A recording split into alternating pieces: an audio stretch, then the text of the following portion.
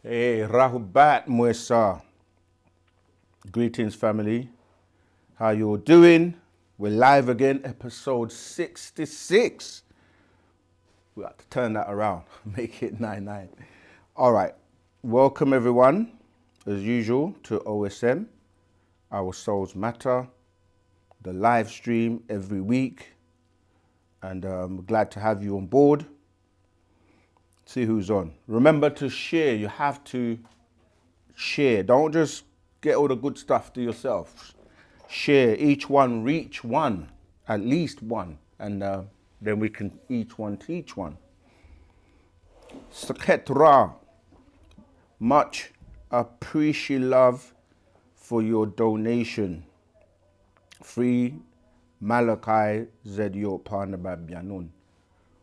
You know, that's something that we should be saying every day to put that frequency out there, but it's not just words and lip service. We've got to get involved and also put the action in motion. So if it's through your meditation, your visualization, your contributions to the legal, your efforts in spreading Wu-Sabat, your efforts in going to the stores and helping, just, you know, do something, be active, right? We don't want to wait and be reactive. We want to be active and we want to be in control and not react. That's when you're not in control. All right, so I'm just saying that for, what Saketra is saying. Yeah, it's all about, I see all the thumbs up, it's all about freeing the master teacher, bringing him home, because without him, honestly, none of us know what we're doing.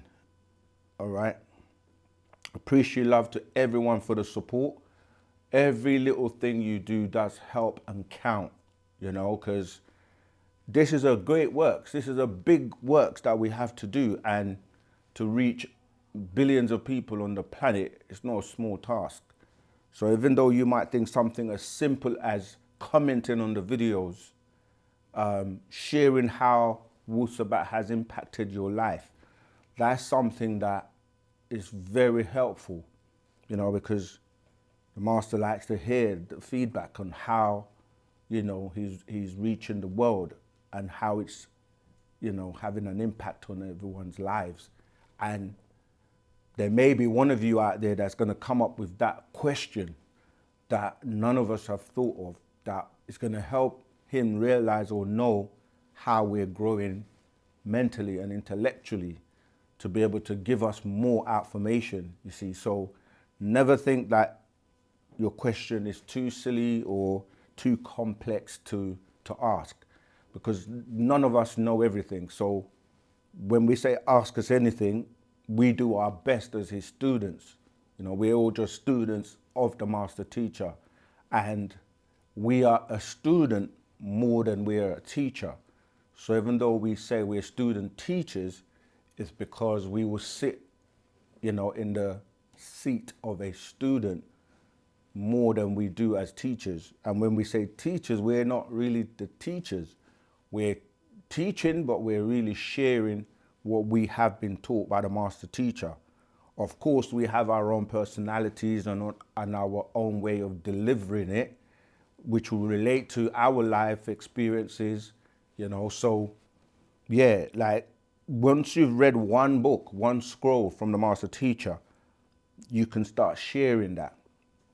You can share what you learn. And so, yeah, we want to give, as I said, our, you know, our love to everyone that supports us with the little donations here and there. Even with our event, we've got an event coming up, as you know, for Friendship Day, which is used to counteract the pagan holidays, such as the Valentine's Day, which is on the 14th of February. We've already done a video on that. So if you haven't watched that, go and watch that, comment, and then you will see why it's imperative that we have a counteraction to that energy. Yeah, because a lot of people don't know the history of Valentine's and why they celebrate it, even though you think, you know, it's about love, and which it should be, but there are different types of love. And most of the love that is being pushed on that day is the I love you because you do something for me, or because you're gonna buy me a bunch of roses or a bunch of flowers or a bunch of chocolates. And unfortunately, many relationships actually break up during that time because of the pressures of the distortions of what has now been considered to be love, when it's really based on lust, based on, you know, the ego, based on I, based on a pagan ritual that goes back. I'm not going to give you all the details. Go and watch the Valentine's video. And yeah, so you can help us.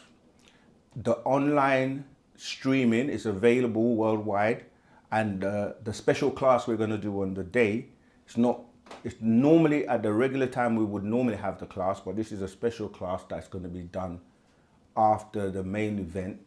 And so that will not be available as usual to everyone. It's only going to be available to those who have bought an online streaming ticket, which you can find from the Eventbrite once you hit the link for the meet and greet Friendship Day event.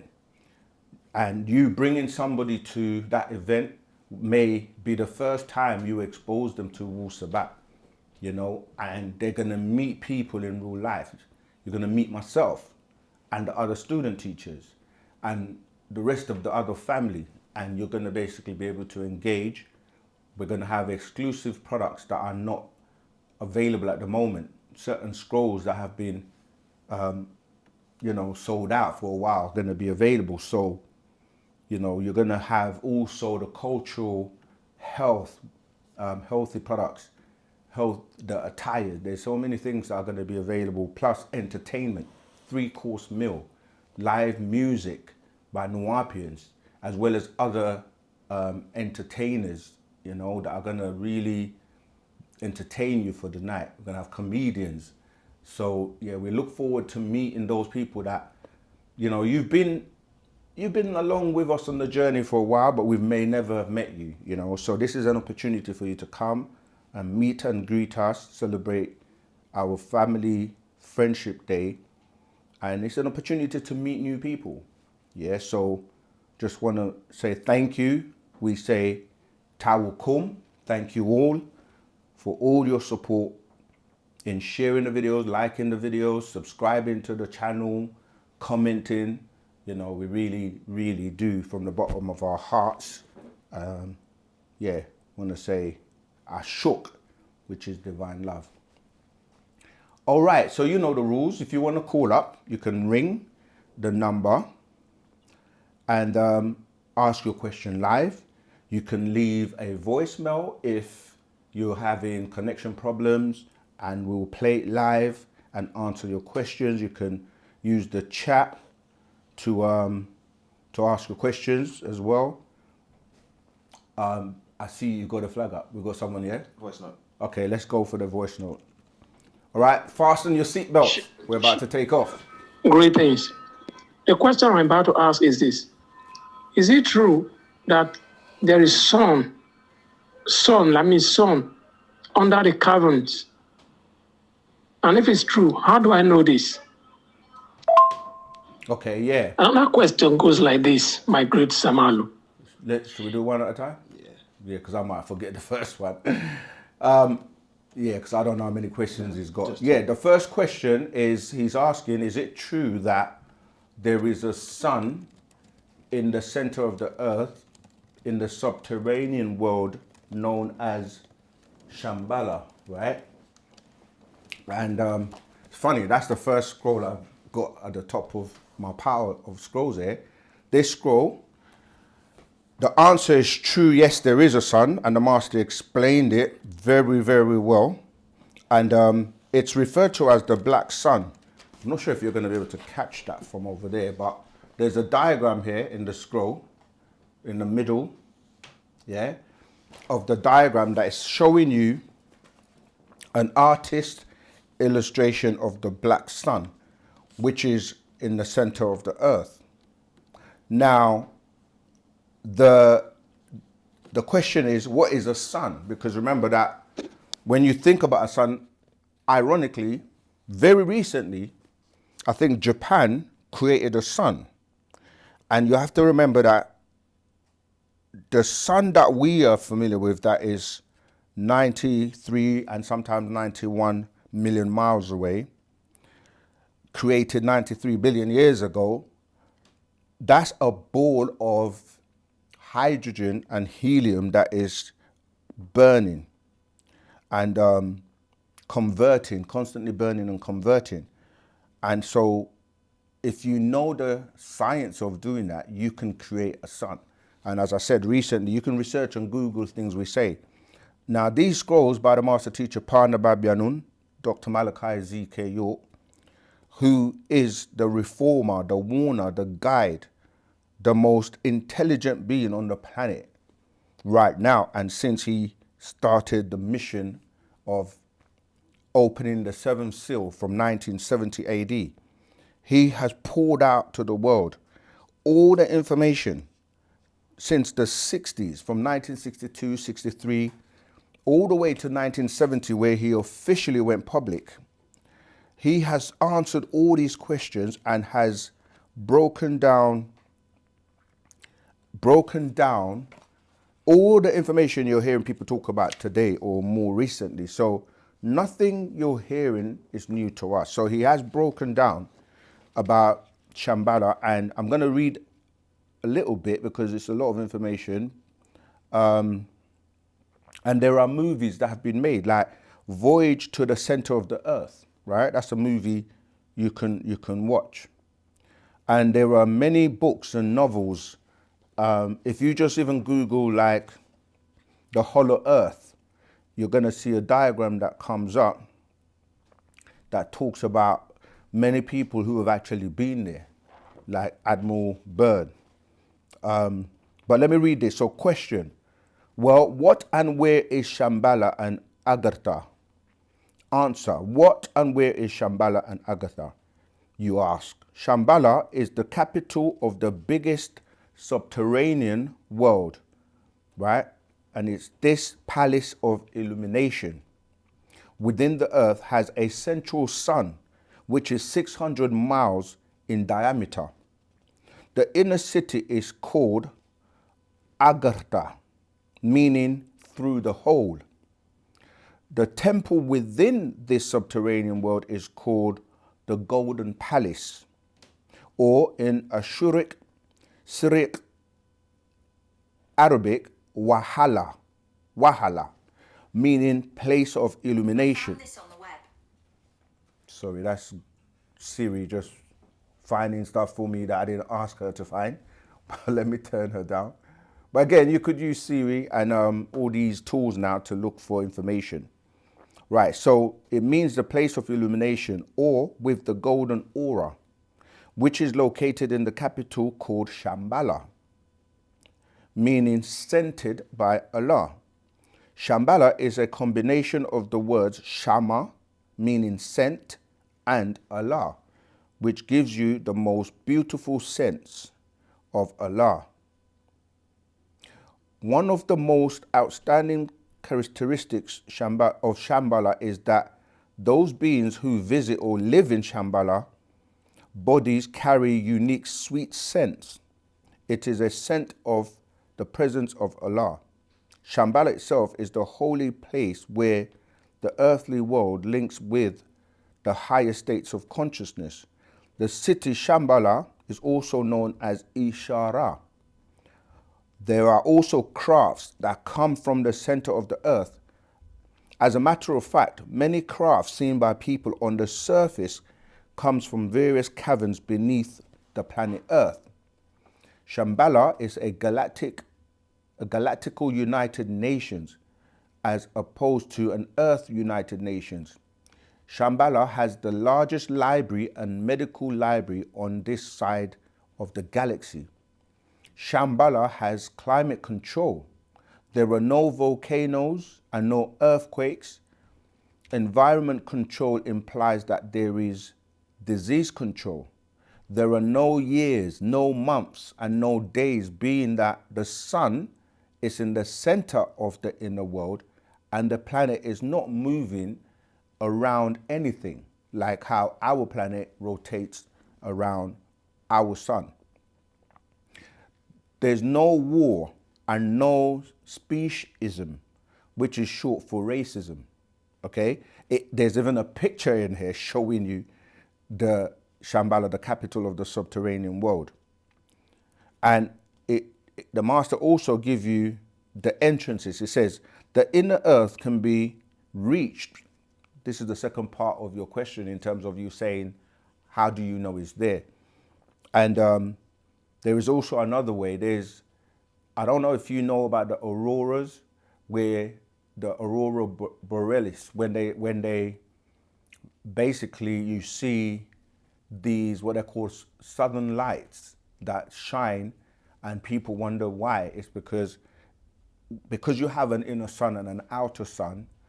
In order to stop the planet from overheating, right, there are times where the angle of the planet releases these lights. But anyway, the entrances are reached by the north poles, the poles. So you have, you got at the center of the inner earth is a central sun, but you've got the north and the south poles. And this is what people always ask, right? The master answers that question here. He says, how could the earth that is solid have an inner world? Because some people believe that the planet Earth is solid. So the answer is this. That is the point. Your planet is not a solid rock. There are three major divisions in Earth. 1, the inner core. 2, the outer core. And 3, the crust, which is a very thin layer. It is called a mantle. So just because the Earth's surface is 197,474 million square miles, and the weight is 6 trillion tons, doesn't make it a solid. If your planet was a solid rock, then its weight would be much more. There isn't anything on this planet that is a solid, right? That's a fact. Because when you start to probe and look in deeper and deeper and break down things in terms of going into the quantum realm, you start to see that things are not solid. They're made of atoms and they're vibrations of energy, okay? So why should the earth be if the norm is that everything is not solid? It gives the illusion of being solid, but it's held together by, like I said, the atoms are held together by energy forces that when you start to go into the science of creation, the master teacher has already broken down when you go to the nucleus and the center of what is really holding everything together. All right, so let's go on. Beneath your very feet is a region whose radius is 6,294 kilometers. The Earth's radius is 3,693 miles from the pyramid in Egypt today. Right, here we go to answer your question. This is another question. Have people ever explored the inner world? Answer, yes. However, the existence of the inner world has been denied to so much people and has been denied so much until people assume that it is fiction. However, it is a fact that the inner world does exist and it does have inhabitants. Many people have reached the inner world as far back as in the 1950s. Whether it was by accident or intentional, people have given different accounts of how they got there and their experiences while they were there. One of the most popular stories is a man named Richard Shaver. In the article entitled UFOs, the Shaver Mystery and the Hollow Earth by Gene Steinberg, author Richard Shaver speaks of a journey that he took to the center of the earth and the ancient people that he says he encountered. Shaver claimed that the earth is honeycombed with caverns and that these caverns extend incredible distances into the earth, and that they're still inhabited with descendants of a race of people who left the earth about 12,000 years ago. All right. I'm going to just read that part and I'm going to stop because there is a lot of information. Shaver claimed that he could hear voices and see visual projections of people who existed beneath the surface of the planet Earth.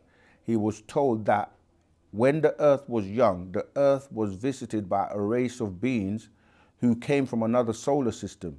He called this race the elders, the elder gods, who with their advances in science and knowledge of DNA and RNA manipulation were able to live to be hundreds of years old. They also discovered the secret of life and death. For the elders know that death is let me say that again. The elders know that death is an illness in humans that can be cured or prolonged, right? These elders, all right, before I go on, a lot of this now, obviously, the master has expounded on. Remember, this book came out in the 90s. And so, you know, when he's talking about, humans dying is a disease, it's because now you know about telomeres and you know how you can actually prolong your life or shorten it by the programming of the telomeres, right? So it goes on. These elder gods were the Shuyuk, or the Riskians, from the planet Risk in the 19th galaxy Ilion, right? Obviously, that's where the master teacher comes from, or Yanun comes from. Early humans that existed on Earth at that time considered them as gods. These highly intelligent beings built a large computer called Mech, right? From where they get the word Macintosh. Its original name was Al-Hisabat. With these machines, they could scan the surface, pick up scenes from all over the planet, or televise them. They could project both thought and three-dimensional images, kill and destroy at will by simply flickering switches, extract thoughts from another person's mind or implant thoughts into it, right? They were able to stimulate any emotion, cure various diseases, alter the weather, and create natural calamities. They also had mech, which could be used to make clothing, food, and other articles. They could also kill and cause destruction just by the flip of switches. The disagreeable ones among them also built a large computer. It was called HAL, and their Earth counterparts made an offshoot of the HAL called IBM. And if you look at the words I, B, and M, the letters that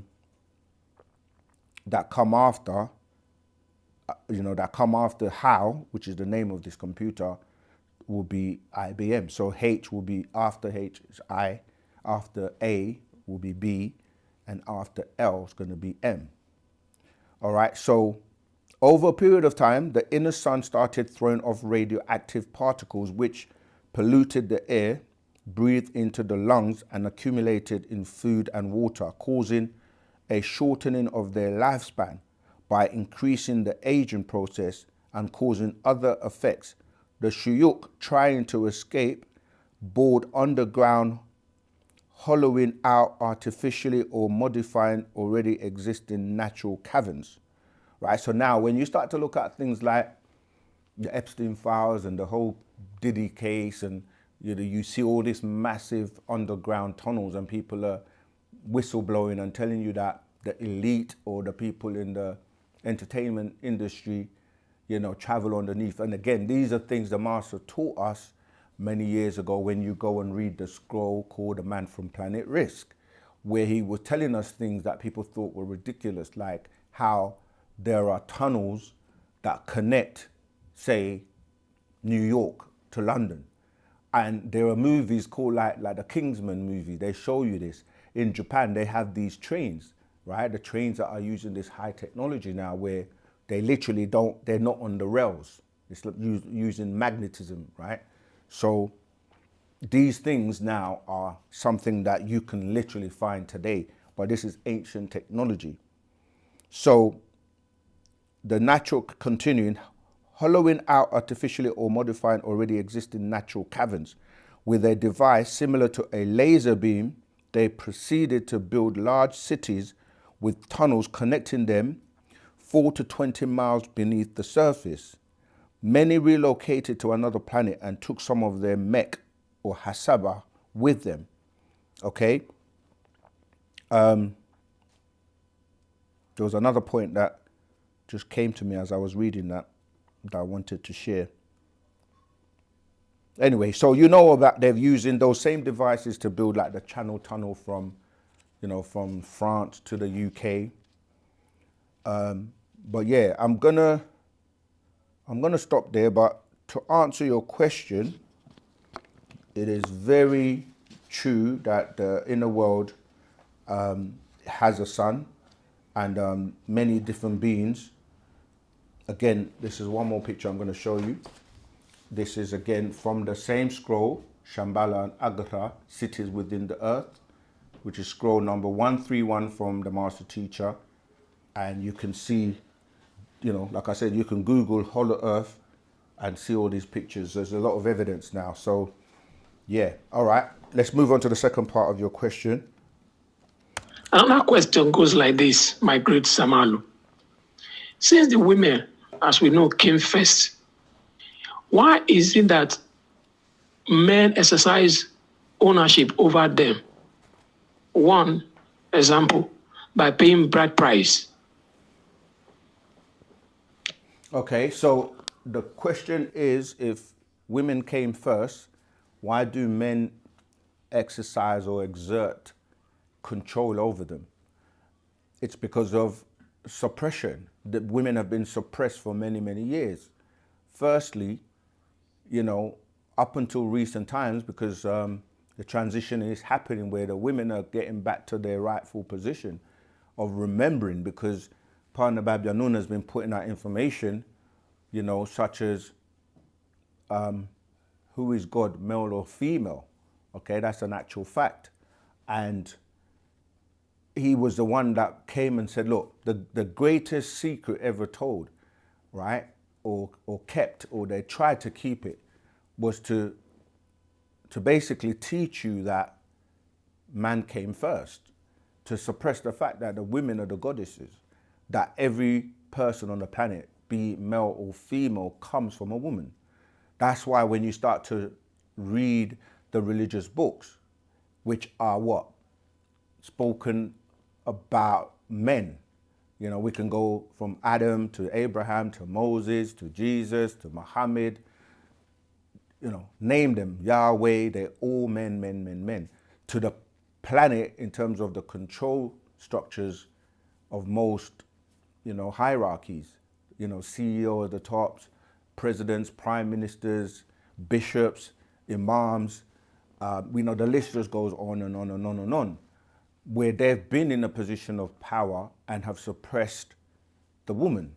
Even, the whole thing about the Trinity, they give more credit to the men than the woman. So the Trinity in Christianity, of course, is like God the Father, that's a man.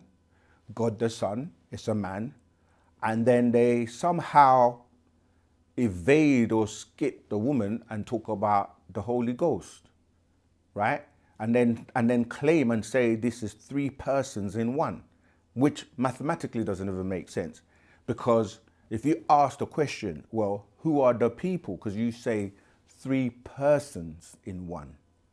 The first one is a person, being God the Father, right? It's a male person. The second one being God the Son. Two, that's another person.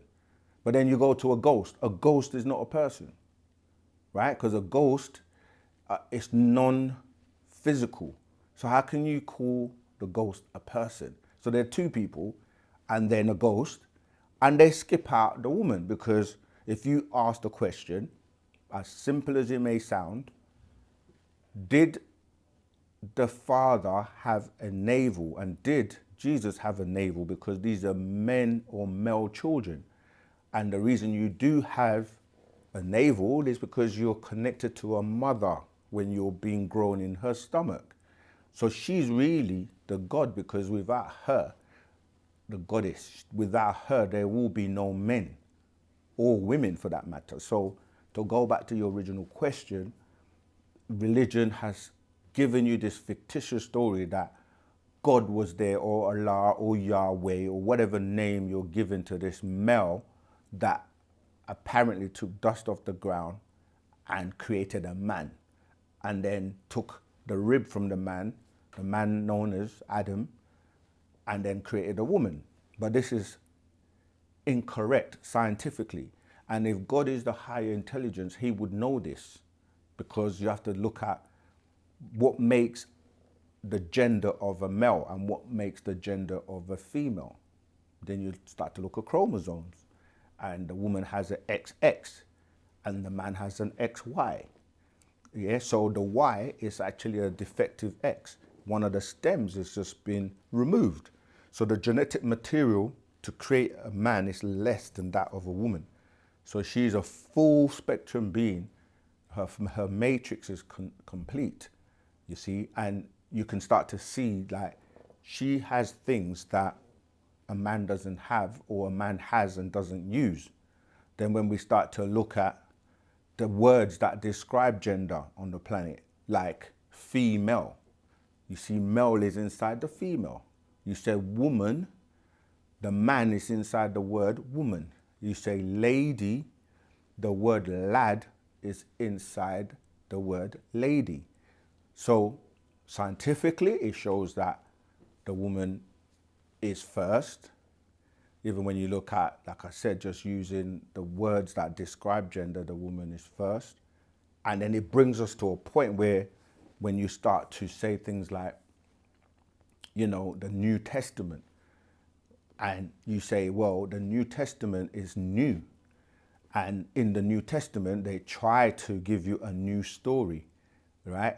A new statement that they're making, and saying things like the Immaculate Conception, the virgin birth, meaning that a woman has a child without the intervention of a man, which is ludicrous, because you need that Y chromosome to make the male.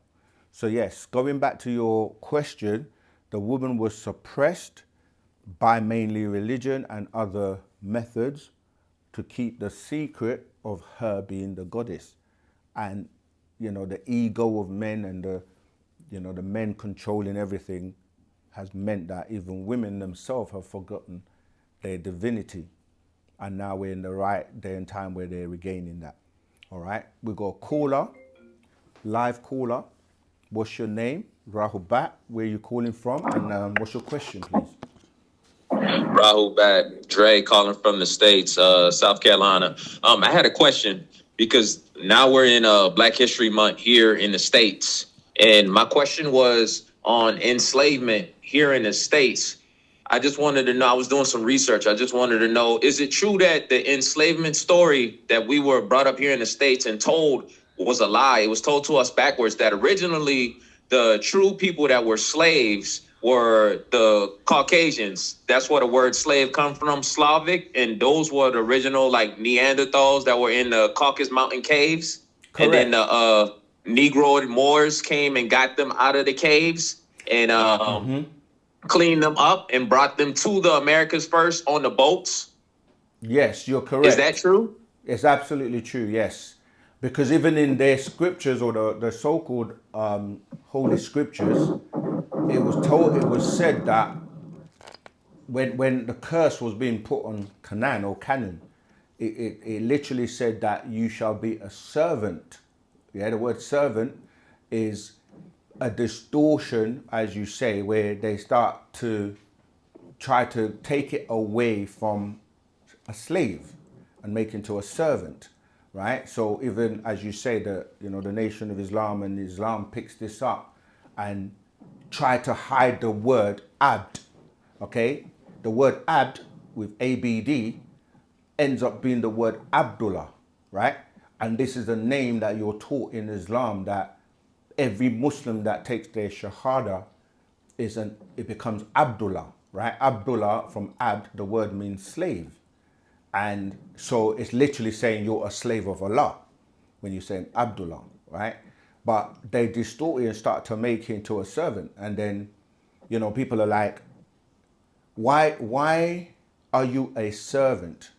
And if you start to look at our family, the brothers from the Nation of Islam, because the foundation of Islam actually also comes from, or the foundation of the nation comes from, you know, the whole Arab world. So if you look at how they dressed like, you know, with the suits and the bow ties. It's like when somebody is working in a hotel or something, you know, the people that, the valet that they park the cars and all that. It's like a bellboy. It's like basically you're a servant. And this is one of the things when we try to say, look, we are not slaves, but like you say, the original, the slave word is from Slavic, like you say, because yes, that was not, we've never been slaves. Even when they bring it to the whole notion of a slave trade, right? I remember I did a video with one of the elders and we were talking about this, and I kept trying to explain to him like the whole slavery story has been exaggerated and magnified and distorting the fact that not everyone in America was brought there by a ship or a slave, you know, trafficking and calling it, the ships were named Jesus as well, which later on that was the spell that got, you know what I mean, casted on a lot of people by way of religion. There were people indigenous to the Americas that lived there before anything to do with slavery, because you have the Olmecs that were already there, the Pataites that already walked there. They literally crossed over, and remember that they were able to just walk across before the continental drift and before, you know, the space between got so big. Then they started to vacate and go there, and you had people like Mansa Musa that they knew the currents and they knew how to travel in boats, and they were very advanced. And this ties into the Muslims, that the original proper Muslims that came over, and this is where you get the word America from, because they were referred to as the Emirs. And then the Incas, who were the children of the Olmecs that were already there, right? So you take the two words, the Emirs and the Incas, you put that together, you get Emirs Inca, which becomes America. And they used to travel across, and they used to look at this as a vacation. And the word that was used for that was Utla, right? That Utla became Atla. And then the Greeks add the tis to the end of that word, and it became Atlantis, Atlantis, you see?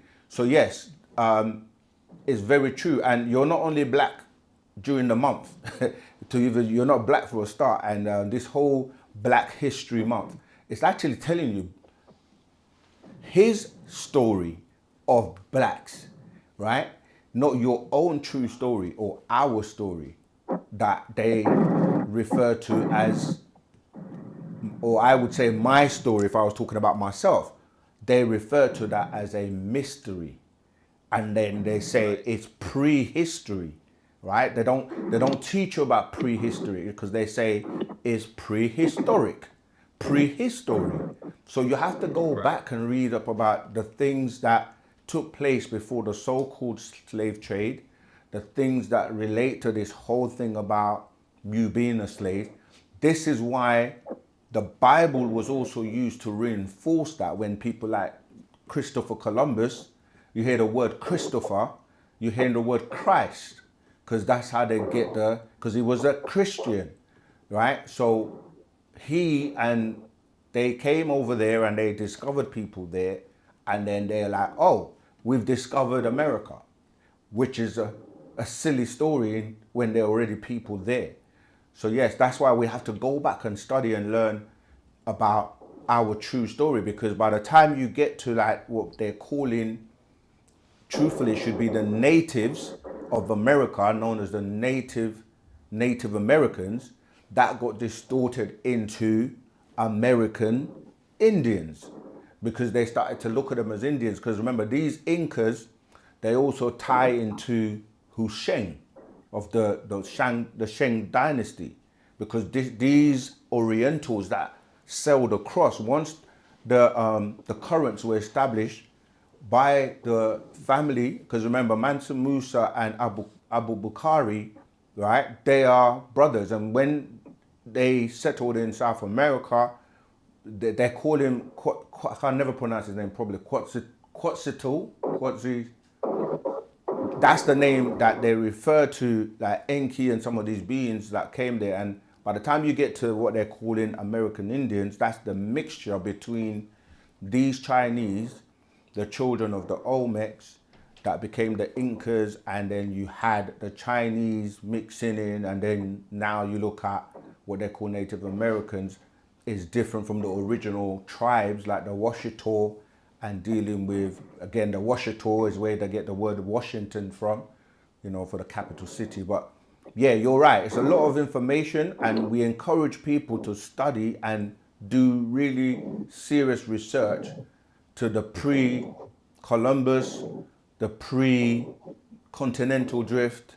And when you do, you will find out that when the landmass was together, the ancient ones, our ancestors that settled in the location where they refer to as the Egg Island now, you know, is how people then started to go in different directions. But yeah, in essence, you're right. Okay. Last question I had. I know we had discussions about the time period between 2030 and 2043, and all them and all their systems is following. By that time frame, let's say like 2030 between 2043, would majority of those fugaloids, Adamites, Canaanites, and Neanderthals, would they be pretty much all wiped out by then? Yes, by 2030, yes. The Adamites will, because this is where it ties into the telomeres that we said they were only given a specific period of time, and that expired in the year 2000 AD. So from that point going downwards, yeah, they're going to be basically become extinct. However, in terms of when we say Adamites, we're talking about a specific species, but a lot of what we call Amorites, Canaanites, Archites, Arvites, the 11 sons of Canaan, a lot of those have mixed in and have the DNA and the blood of Nagaru. So most people don't even recognize or know who they are. So when the majority of people who consider themselves to use the term white are not white, because when you define what makes somebody white or who they are, you have to look at their DNA and the way it was defined during the times when these Nordics were, you know, being grafted. There used to be so many Nordics, like blonde hair, blue eyes. I'm talking about originals. You don't really hardly see any original blonde hair, blue eye beings anymore. That shows you how they've been basically reducing in population, to the point where if you have any, like the way it was defined before, if you had one drop of what they considered black blood in you, then you were no longer, you know, an Aryan supreme race as how Hitler was trying to graft. So now you got people that have DNA of Nagaru. They have the features and they have the traits. They have like dark hair, dark pupils. They have spots of melanin. So it's not as simple to just look at someone and say, you know, you're an Adamite. So I'm saying that to go back to your question, to say that if we, the people that are waking up in terms of consciousness, do not unite and come together and get rid of all these diseases like racism and all the tricks they try to use to keep humanity divided and fighting each other, if we don't rise above that and unite, then we can risk the beings that are programmed by Six Ether forces, by the Luciferians, to still be in control. So, you know, it's not as simple as once the Adamites are gone, then that's it. We have to be ready and organized as, those people. There really are only two positions you can be in now, right?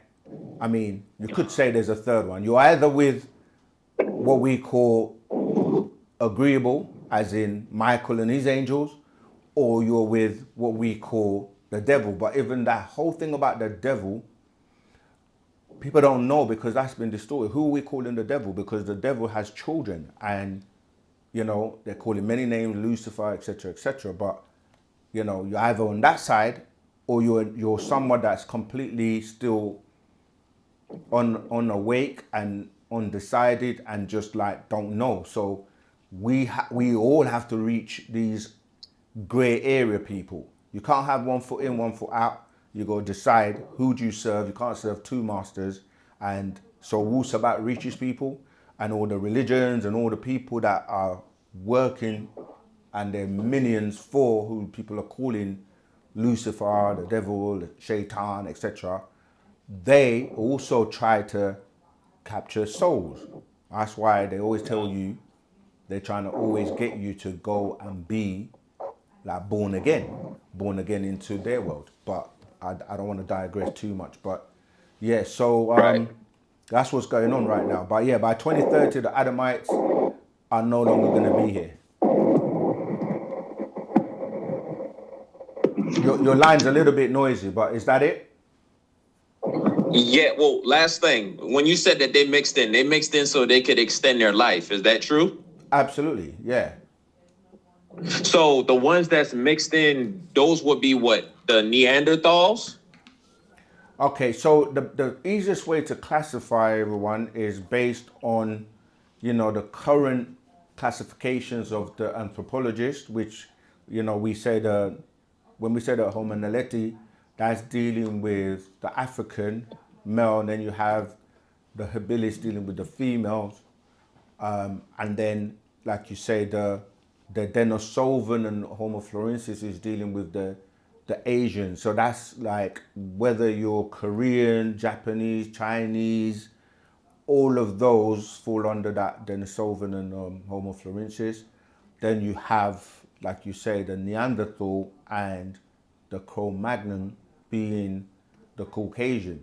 But then, like I said, when you say Caucasians, a lot of people, and we tend to just classify everyone under one umbrella.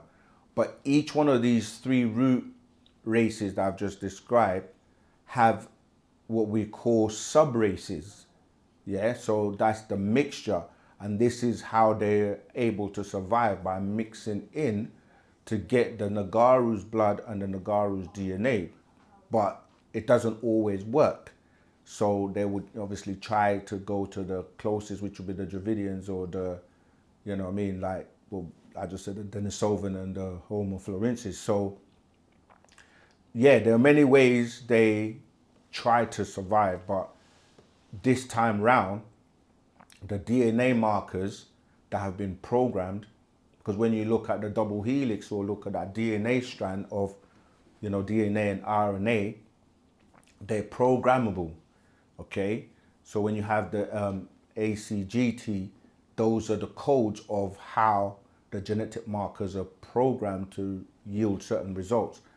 And some of the formula is not known. They cannot unprogram this because it's been done by high intelligent beings. So yeah, the programming has been that they will start to, it become extinct. But the ones who have the correct genes, and by way of the mixtures, they will make the shift. We've already had a shift, the dimensional shift, which happened in 2012. But this is a build up to 2030. And these genetic markers are what are responsible to basically eliminate those who, are not going to be here by that time. Tua? Okay. All right. So, thank you. Appreciate love your call. Keep calling in. All right. Let's see what other calls or questions we have in the chat. Many more people have joined. Rahubat, Gavin, Beaton, Rahubat, Ubura. Voice note. Well, voice note? Yeah, let's go for it. Keith. The main important issue I have is the charges he has against him. And I've seen a video on it, but if you could just direct me to the video that clarifies that the girl who's done the interview against the master teacher, who said he did do what they said he did. And there's a video of a child who's 12 years old who's got a scan showing that she's pregnant, who was part of the community in the pyramid.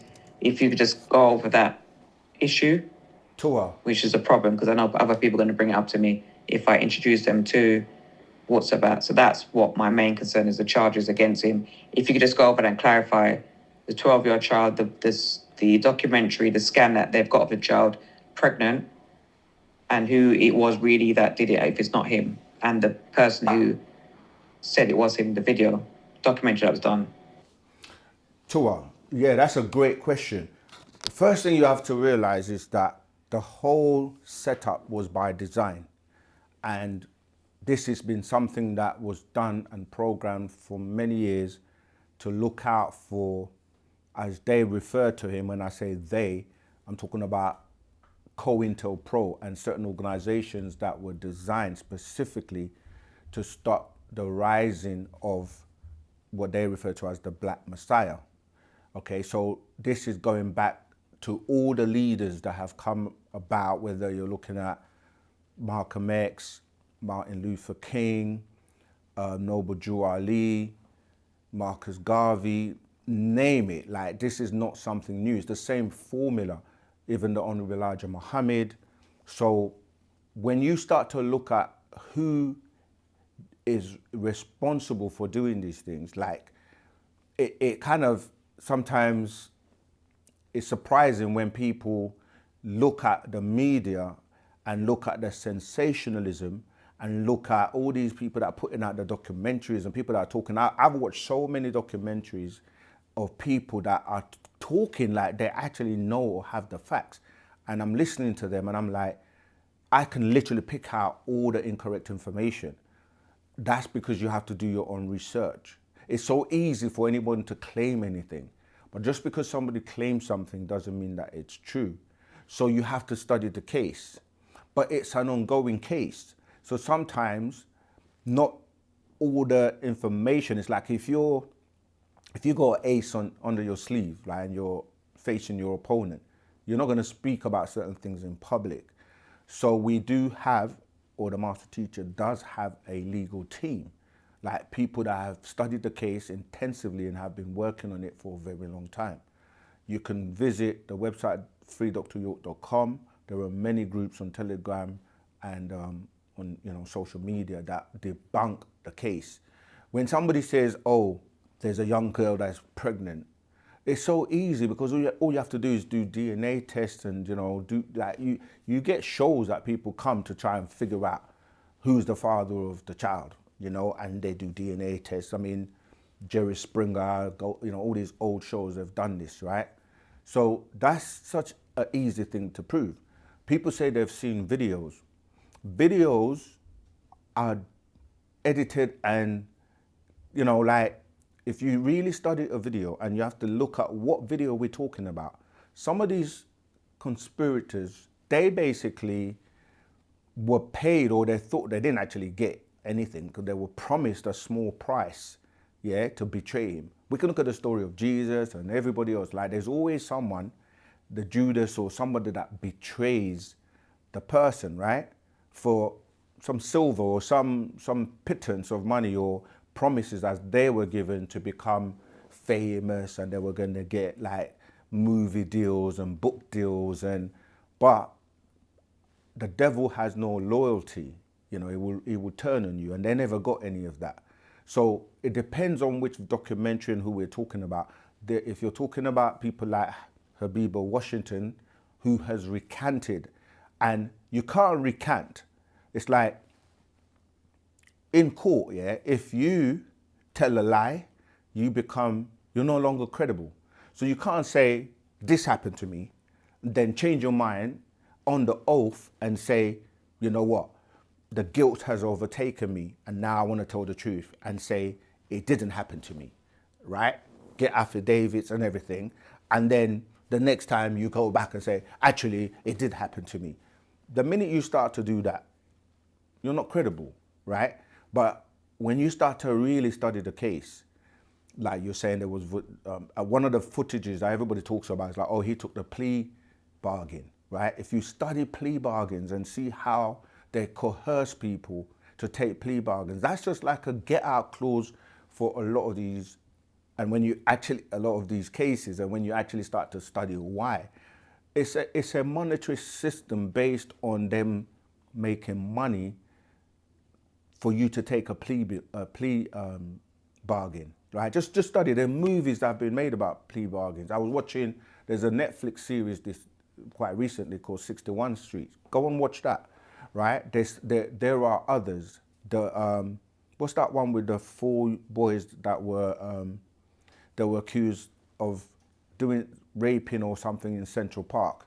I can't remember their name, but there are many, right? I'm just saying, study plea bargains and study how many cases when they see us. Yeah. So, I mean, the case, remember, this is a 20-something year case. So the amount of information is not a one question. You have to, if you say you are really serious about knowing the truth, you have to study the case. You can't go by hearsay or sensationalism of the media and the same people that are against you that set it all up. Because when you go into it, you start to see how, you know, these people that they went to the FBI or the GBI, which is the Georgia Federal, you know, the equivalent to the FBI, yeah, Federal Bureau of Investigation. So you can literally pick out the case. It doesn't make any sense. Like there was no DNA evidence. They say they were monitoring him and had surveillance for years, but yet there's no video footage. And if you were sure and say that this person was doing this and you were videoing them and trying to gather evidence for years, how would you let something like that to continue just so that you can have evidence? And then when it comes down to it, you don't have any evidence. The video is doctored because there was no, you weren't allowed to film the case. So it was a closed court. So how did the video get filmed inside the court? And if you have a film, right, there should be more than one. So why is it only one point of view? Because if something happens on the street today, everybody takes out their smartphones and cameras and they start to film, right? So even what happened the other day with what's going on in America right now with like ICE, you know, they would just come up with a narrative to say, oh, the person was doing this, but then you have people that took out their cameras and filmed from different angles and can show the evidence, and you see for yourself that's not true. The days of where they could just doctor a tape and then just say this is it. I'm saying that to say, if you're being fair, then there should be more than one person filming the event. You can't just have one film, and when you study it carefully, his mouth is not moving, he's shaking his head and it's doctored and there are glitches. Like, if you watch The Matrix, for people who have watched the movie The Matrix, you know the bit where the cat goes by and someone says, oh, I just had deja vu. And the star of the film, Nero, the one, he's like, say that again? You just had deja vu, you saw a cat. And it's like, that's not normal. So when you look at the footage, watch it carefully. No one has ever seen Dr. York in his entire life look the way he did on that footage that they're claiming about the plea bargain. And that's because he was coerced, he was put through so much. But whether you accept it or believe it or not, doesn't really matter now, because there's so much evidence to go against the fact that he was railroaded, you know. There's just so much I can go into, but I don't want to take up the whole of the live just dealing with that. If you really want to go into details, there are people that have been working on the case for a very long time. It doesn't take much to like break it down and decipher that it was a complete setup. And we can go into the people, the conspirators that actually did it, how they got together, made up a story, went to Florida, went to, to the beach and coerced people to, like, when you tell a lie, the lie changes all the time. When you tell the truth is consistent. It matches up. But when you have to say something and then someone else says something else, and then you try to agree and then, call each other and try and match up your stories, when you're in court and then you start being pulled apart, it falls to pieces because there are too many inconsistencies and there's so much information on the case. Go to freedryork.com and join on the Telegram group as well. There's a Free Dr. York, group with people that, have been studying and working on the case for a very long time that will answer your questions all day. Come to our classes, come and, but it's intentional. It's done to put people off, but it hasn't worked. After 20-something years, all the facts, all the truth, the real people that were involved, the conspirators are being exposed. And even then, he's still saying, if you go on our website, UnitedSabiansWorldwide.com. In fact, there's a picture on there I'm going to show you because this is so important and it's the last thing I'm going to say before we move on to the next question. Where he's actually saying to people, all right, I'm just going to read it. It's a little paragraph and I'll show you the picture. I don't know if my brother can pull it up for you guys online. But yeah, this picture here, can you see that? Yeah. Go on that site and it says, I came out of the East, 1945 AD, Africa, Ghana, onto the Western world, a son of physical parents. I was raised up amongst them to know them. I came forth in 1970 AD, right? This is when I said he broke the seventh seal because it was a prophecy that he would come to give them what they believed until 30 years. They could learn to want what I really came to teach them by 2000 AD. Yet they refused me. Some betrayed me. That's the point I wanted to make. Some betrayed me and offered me into the hands of the evil ones for a small price they did not receive. Yet I forgive you all before I depart. All right? And that's to show you that even still, he's forgiven the people that have betrayed him. And if you really want to study and know more about, there's a book called The Revelation to the Sabian. Let me see if I can. I'm not going to go into it today, but this one here, yeah? Get hold of this, and it goes into so much detail. But yeah, we could do classes and classes for a month on just the case. But I hope that's helped you. And don't be deterred by anyone. Check things out for yourself. Don't go by hearsay, and you will find the truth. Ask, seek, and knock, and the doors shall be open. Go ahead. Rahubat second.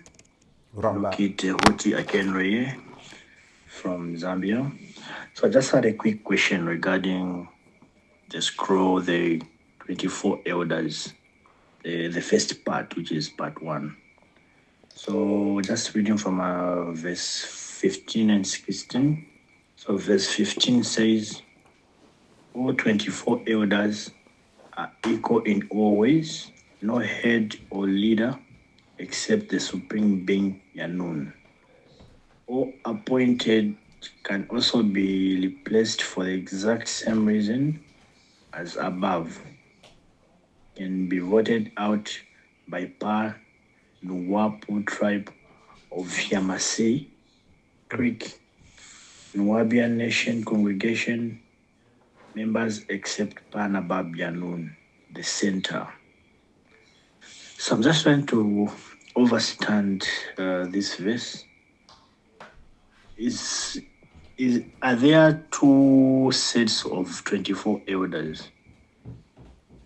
Because maybe from my understanding from the other scroll I read, where it was talking about there will be 24 elders which will be appointed among the tribes, which will lead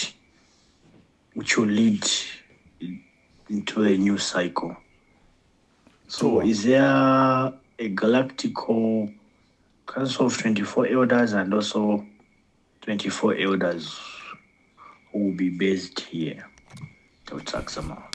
Tour, absolutely. That I'm trying to, yeah. So in the 24 elders, all right, here we go. There's the holy tablets. I'm going to try and show you.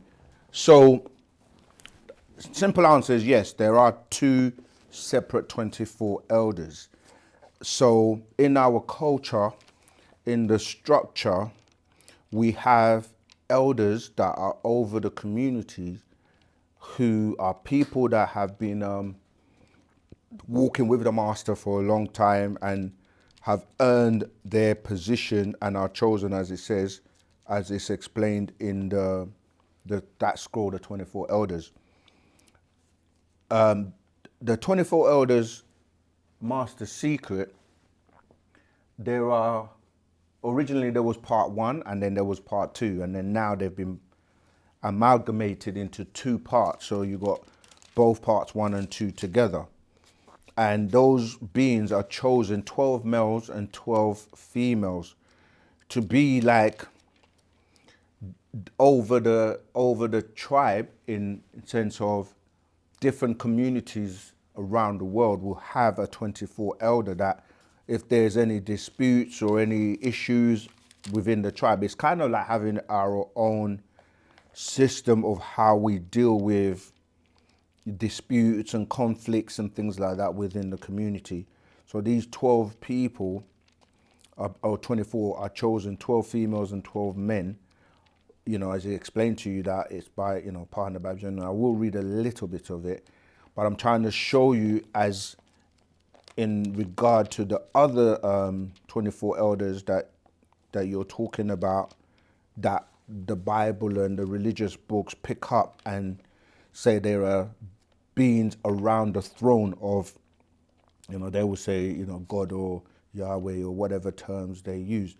Those 24 elders are separate, all right? So you have the galactical 24 elders, and then you have the ones that are here physically, because a lot of what has been set up on the planet, the original way of life, our way of life, was modeled on our elders who come from, as we mentioned before, like Risk, and they had a system already that work, and that system is replicated on the planet. So those ones, here you go. So in the holy tablets, if you go to I'll go from page 942. Okay, so I'll show them. So you got, I'll just show you some pages and I'll go through their names. You got those, so these are the 24 elders, the other ones that you're talking about. And I can keep going, just go through them all, right? Okay, so you can see some of them are different races, as in relation to our people on the planet right now. There you see 19th elder, you see who? Yanun, okay? So he's one of those 24 elders. Yanun, the 19th of the 20 and 4 elders. Then you got Yafafia, the 21st of the 20 and 24 elders. Then you got Sandalphon, the 23rd of the 20 Sandalphon, who, another name. Okay, so let me just go back and name the others. You got Mahai, the 17th of the 24 elders. You got Raziel, the 15th of the 24 elders. You got Ruduariel, the 14th of the 24 and 4 elders. You got Cadisin, the 13th of the 24 elders. You got Raguel, the 12th of the 24 elders. You got Metatron, right? A lot of people know him, the 11th of the 20 and 4 elders. You got Uhuel, and again, remember the language. Depending on the language you're using, they will be known by different names. You got Galgaliel, the 17th. You got Barujiel, right? Again, this is who they call Jasper, it's spelled as with a G, but Gasper, who was one of the 3 wise men from Persia.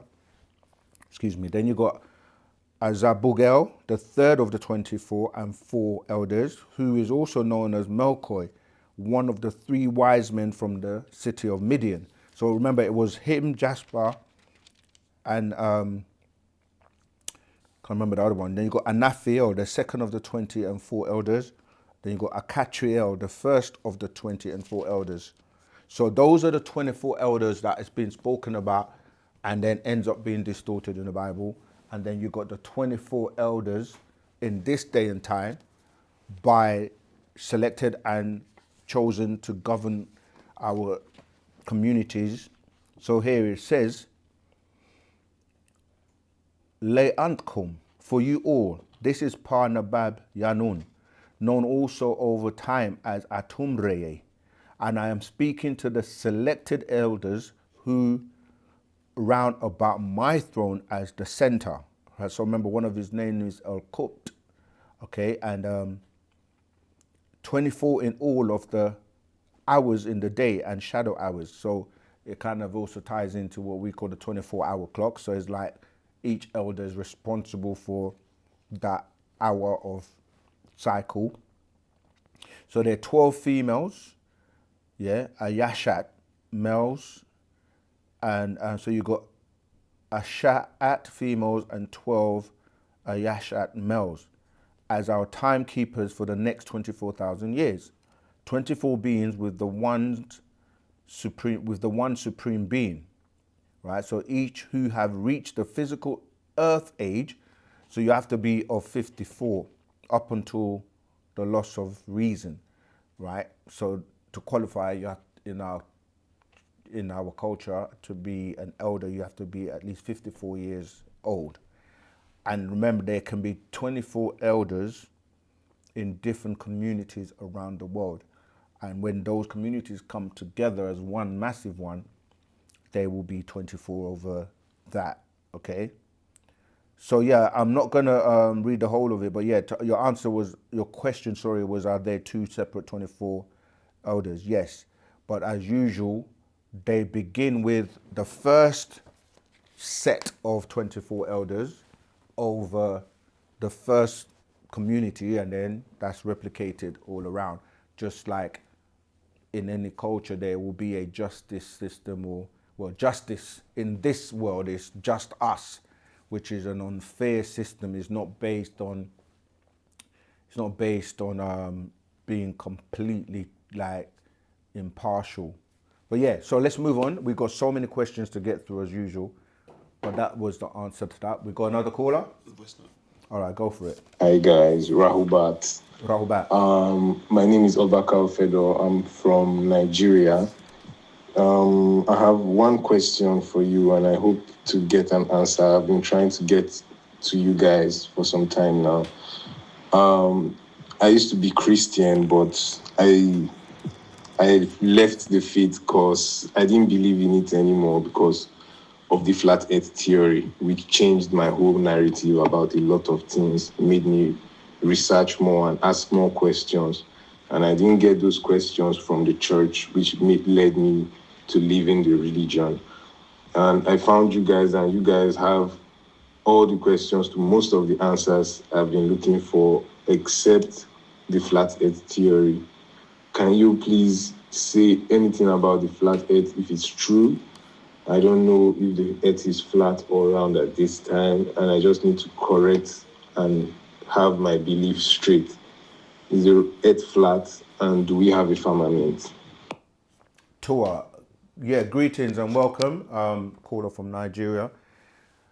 Yes, we've actually been asked this question many, many times, and the first word, and because language is so important, sometimes we get carried away into trying to be in a statement or something that somebody has said without first dissecting and breaking down the words. When you say something is a theory, that already tells you it's not a fact. It's like, the Big Bang Theory. This is when people are trying to figure out something and they don't know, so they come up with theories to say it could be this or it could be that, right? So, and the word theory goes back to the word theos, which is the Greek word that relates to something that they don't know or how to explain. So they will call it theory. So when you say theos, again, atheist, the word atheist relates, it's coming from that root word. So I'm saying all this to say that when they say you're an atheist or someone says they're an atheist, they're basically saying that they do not believe that there's a God. Very strange. Some funny what do you call it, normal activity just going on here. But yeah, you're saying that you do not believe in a God or you don't believe in anything, right? But the very word actually it means God, from the word theos and theories, as I just said. So when someone says something, it's like, because they don't have the knowledge or the information, it's distorted in what they're saying. So first of all, the word theory means you don't know. And when you say flat and you use the term, the earth is flat, you have to then decipher what part of this place you're calling earth. And the part they're referring to as earth is the part we walk on, right?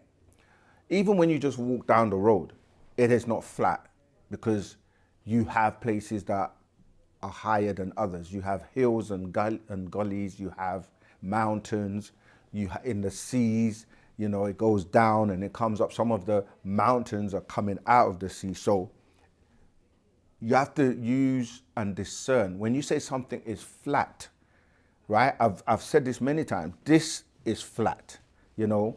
This surface is flat. So either, this is just the basics before we go into why it's not. If you define words and you say this is flat, it means the surface is flat. And you're calling that earth. The earth is not flat. Just on that basic, simple logic, yeah? There is more actual water. This planet is a water planet. So there's more water than this earth. So why we call it the planet Earth doesn't make sense, because it's more, what determines the name of it.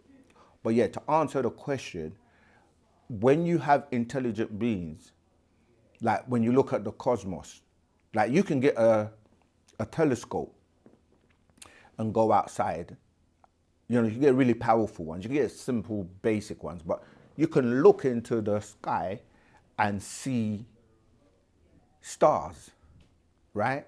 And you know the stars are not within or like within the same atmosphere, because if you've ever been on a plane, you fly from one time zone to the next and you see yourself, like you can go from getting on a plane in daylight, and as you fly across to say America, where there's a different time, you know, like we're like 5 hours ahead of say New York or Atlanta or whatever, right? I've done it many times. You can literally be in a plane and fly across daylight to night, or night, what they call night. We know it's a shadow. It's a shadow state, because the planet, in order for it to not explode and overheat, it's cooled. That the system, the way it was designed by our elders, right?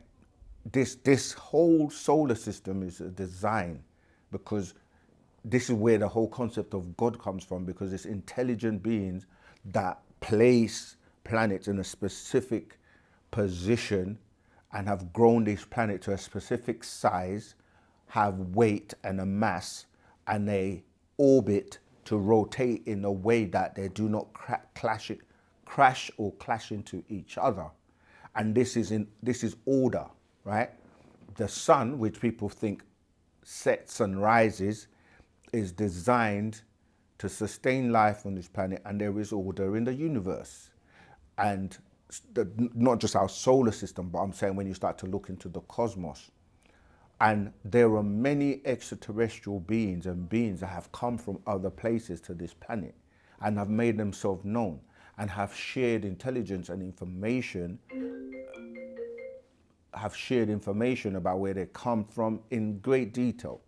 One of those beings is our master teacher, as the being known as Yanun, right? The incarnation of Tahuti and the many titles that he holds.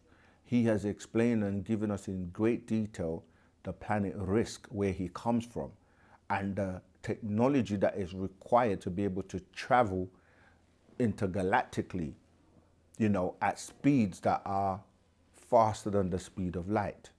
When you go into the scientific world, I'm talking about people that really study and trying to find the origins of the universe. They've got super telescopes like the James Webb telescope. Before that, they were using the Hubble telescope. There are people that work in this field. You can listen to channels that literally spend all day trying to decipher and break down the birth of the universe. And they tell you that the cosmos, even like the amount of imagery and pictures that they can take now looking back into space, it's phenomenal, the amount of information. Like, so for you to just say the earth is flat, like, are you looking from an aerial view? How are you coming with these theories? You know, there are satellites that, if you study how satellites work, even now, you've got people like Elon Musk with the whole, what's his network, that the satellite, Neuralink, right? I mean, like, just do some research and study. Did I say Neuralink? Neuralink. Starlink, thank you. Yeah, you guys have to, you have to check me, because I can make mistakes. Starlink, yeah? And the whole ecosystem that he has going on. Why is he building robots? And why has he got Starlink? And why has he got cars, electric cars? All right, we have a caller that's interrupting me. Rahubat caller, greetings. How are you? Where are you calling from? What's your name? And what's your question for today? My name is Kerith Muir from Jamaica. Rahubat, Kerith. Yes, Rahubat. Rahubat. Okay, so my question is, well, I have two questions. Would you call the Japanese and Chinese 7 ether or 8 ether beings? And also, if they say that the human body has 7 chakras, what is the difference between the 7 chakras and ether? Okay. Yeah, so yes, I would say that, but they fall under what we call then solvent and Homo florensis. And yes, you have 7 and 8 that falls within them. You got, but the thing, when we 7 and 8 what? Ether. When we talk about ethers, we can talk about ethers in the general sense, in terms of like from 1, or we say 0, but we go from 1 to 9, yeah? And you have like ethers in everything. And when we're dealing with that, because when you look at traits of people on the planet, it's based on the ethers as well. Like certain traits, like you have 9 ether, which is woolly hair, right? Which describes the Nagaru or the Negroid race. So that is dealing with our hair, because we're the only ones that actually have hair, and it grows and curls in the 9 into the follicle. From the follicles, it's in the 9. This is where you get the woolly hair, or people will say afro, or we call it a crown. You know, if you go back and listen to the songs like Gary Bird, he was saying we wear the crown, yeah. And that was a very unique trait. When you go back and look at like the 60s, 70s, and look at most of the bands like the OJs and the Jackson 5, and you look, we all had this unique hair, and it describes our 9 ether hair. Everyone else has 6 ether, or as we said, like 7 and 8 ether. And that then ties into everything when you're dealing with like the melanin, you're dealing with the neuromelanin, and basically the most beings with the most melanin or melanated beings are going to be the negroids. So yes, you're right, but when you're dealing with hair texture, it's slightly different to when you're dealing with, when we're talking about the other components of you as a being. So we are the only ones that have the extra 2, which is going to the 8 and 9 when you're dealing with the chakras, as you just mentioned, because the Orientals, who most people, when they start to learn and go into like esoteric teachings, when most people have been given Christianity and Islam and the basic monotheistic religions, when they come out of that and they start to delve more into like spirituality and things like meditation and learning about, like I said, the esoteric teachings, they normally look to the east and go towards the Asians, and so they will learn about like Hinduism, and they start to learn about, like you said, the chakras, but they only go up to 7. You look at all the books, look at the diagrams. If you Google right now, they show you 7. But we as 9 ether beings, we have 2 extra that are above us, but they still attached to us electromagnetically. So we have the extra 8 and 9. The Caucasian male is 5 ether. The Caucasian female is 6 ether.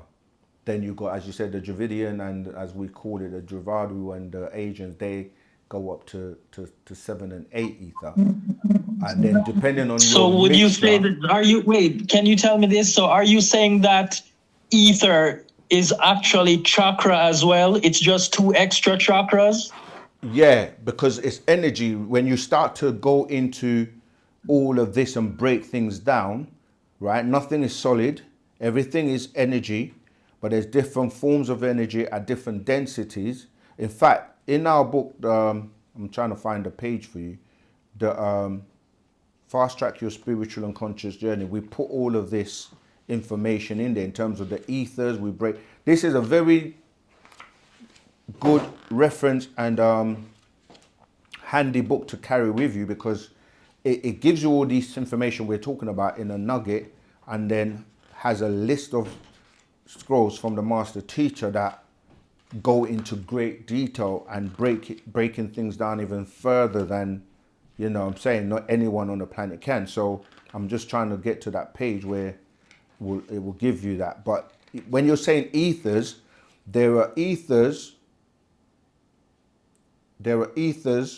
in everything, going from, if you want to break it down, going from, we say, density, right?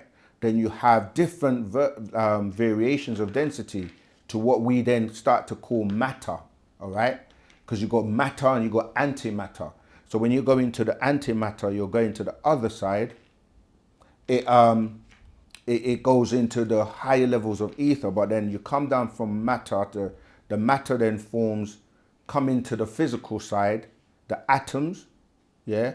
And then those atoms form cells, and those cells form organs, right? Or organisms. And then those organisms, right, form what you call, physical bodies or body parts.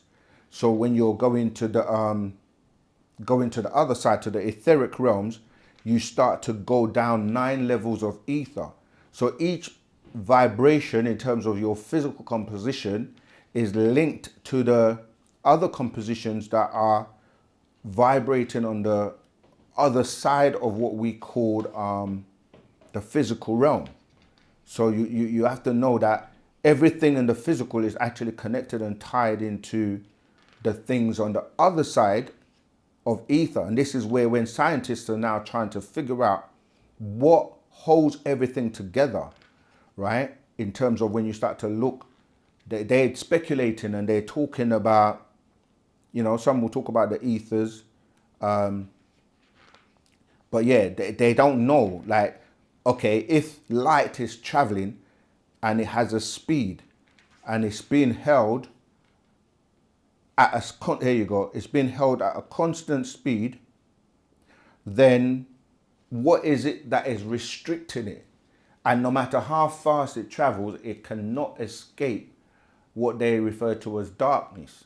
So they start to duel into dark matter, dark energy, and they have all types of names, all right, that deals with trying to explain this. So in our book on page 43, in fact it's before that, but there's actual, let me just go back before that and I'll just read that. There's a page on page 43 where it gives you a list of the ethers, and it breaks down numerology as well, dealing with the science of the numbers, particularly 3, 6, 9, and 24.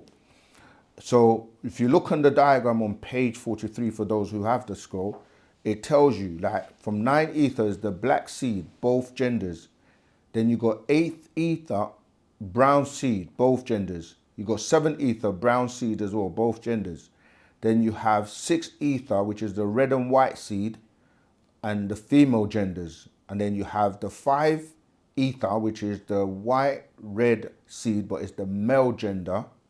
Then you go on to 4 ether, mixed seeds, both genders. 3 ether is yellow seed, both genders.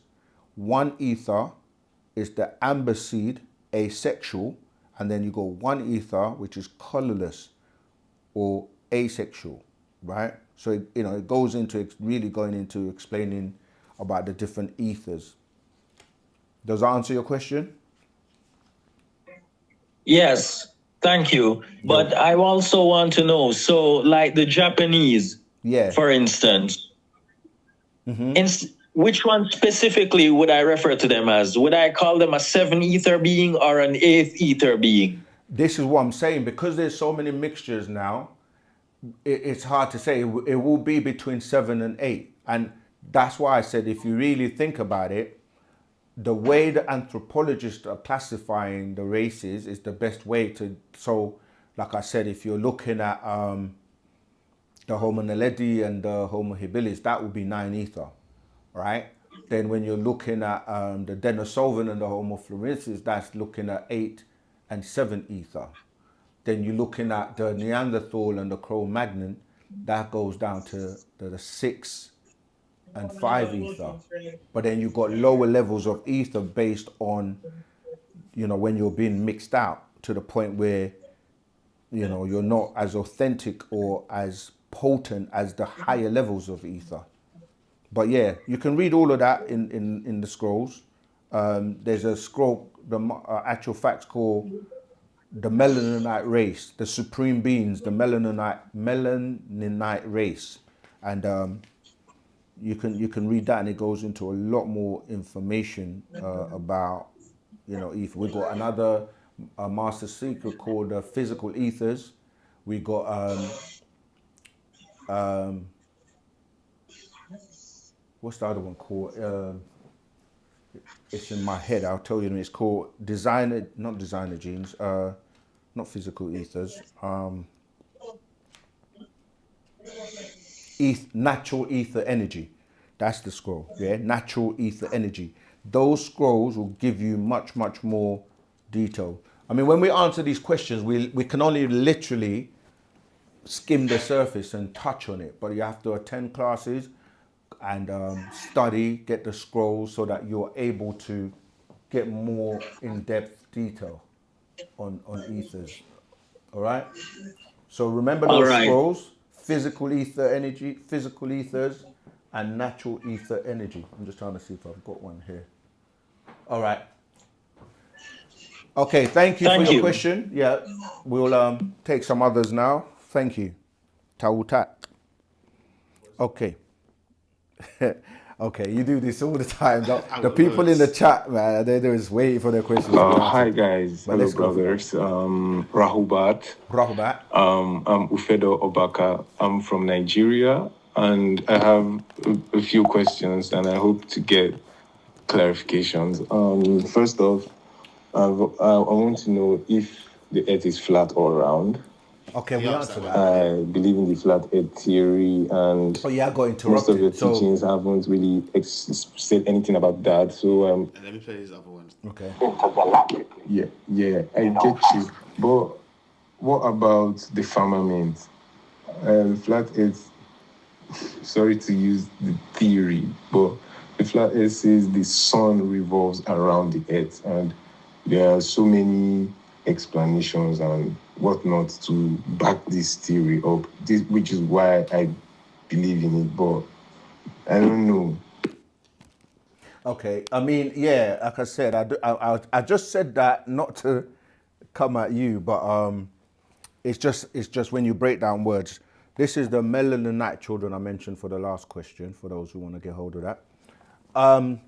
It's ridiculous because when you know about mass and and you know about electromagnetism, right?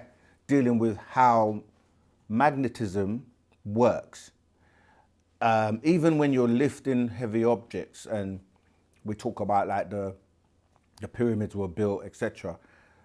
It's ridiculous to say that the sun, which is the mass, is so much bigger when you're dealing with magnetism and how things are attracting and pulling of each other. The bigger the mass, yeah, you can't think that the little tiny planet is gonna pull the big mass sun. It doesn't make any sense. And what about the rest of the other planets then? So how does the sun rotate around the planet Earth, which is so much bigger, and not smash into the other planets that are very close in proximity to the planet Earth? Because remember, the planet Earth from the sun is the third planet. So the two before, if the sun is going around the planet, it's going to hit those two. It literally, people can claim and say anything, but you have to, even in the scientific community, you have to provide your papers. You know, you have like white papers, and you have to basically prove what you're saying, and then you have the scientific community that will scrutinize what you're saying to see if it makes sense. So this is why I mentioned the Big Bang theory before, because that was just a theory that a scientist had at the time, and over time you get other people that actually debunk that. We have so many scrolls that have been written by the master teacher that go into detail about the creation. That we got the science of creation. I'm actually trying to find it. Maybe I can even let me see if I can find it. But I'm saying it's one thing to just claim something and say I believe this or I think this, but then you have to back it up with your evidence and let smart people that are in the same field that will say, yeah, this, we can recognize, I forgot it, we can recognize this person as an expert in that field, like how they did with Albert Einstein, who they considered to be a genius, and the master called him a genius. And just like things that didn't match up or made sense. So this is the science of creation. And again, these books, the master wrote many years ago. This is scroll 81, the science of creation. He was explaining the science of how things were created in terms of our universe, and way before, and pointing out the problems from the scientific community. Yeah, I'm just trying to, I can't read all of it because I want to give you the parts relating to, because it literally, it takes you so deep. And even the sacred wisdom of Tahuti, which, that's so phenomenal. Here you go. Like, that actually goes even into more detail. All right, sacred wisdom of Tahuti. Because remember, Tahuti is the person that has most of the knowledge on this planet, came by way of him. So if anybody's going to know, he knows, right? See, I can even go into it. So the master is explaining here the difference between the word that is used, because when you're reading, say, the Bible, because if people want to know, okay, how did the world start? How did the planet get created? How did they go into the Bible and the Quran, and the first thing you hear is creation, right? And, in the beginning, God created the heavens and the earth, Genesis 1:1, yeah? But he explains creation here, like understanding the English word creation is an important step in understanding everything in your universe, including the composure of your universe. The same thing happens in Aramic Hebrew and Ashuric Syriac Arabic, just as it happened in English with the word creation. There are some things in your universe that are beyond your comprehension because your definitions, your interpretations, your explanations are all within your circles of time. Everything keeps leading back to your definition of some movie you were shown. Then when I try to tell you things, I have to relate everything to what you know according to your definitions. You are in a vacuum of laws, time, space, and information, right? Information. Just like when using the English language, take a word, any word, when trying to understand what you would call a foreign language. You try to associate the definition that is set by English standards or whatever language you speak. Your information is limited, your space is limited, and your time is limited. You are trapped within a vacuum where everything must be defined in the category of person, place, or thing. You can't even think of a number greater than the number 9. Therefore, in trying to explain everything in the universe to you, I will have to try to put them into terms or within these categories that you understand, and in the process take away from what I am trying to explain to you. The question is, how is this? As I explained to you, there are some things that are beyond your level of understanding. You cannot comprehend them right now. You see, when I try to tell you things outside of your circle or your comprehension, which is person, places, and things, solid, liquid, gas, God, man, devil, I have to try and break it down to where you'd best understand. Just like the word creation or beginning, right? And it goes on. What does the word beginning mean? Answer, the beginning means the first time of something.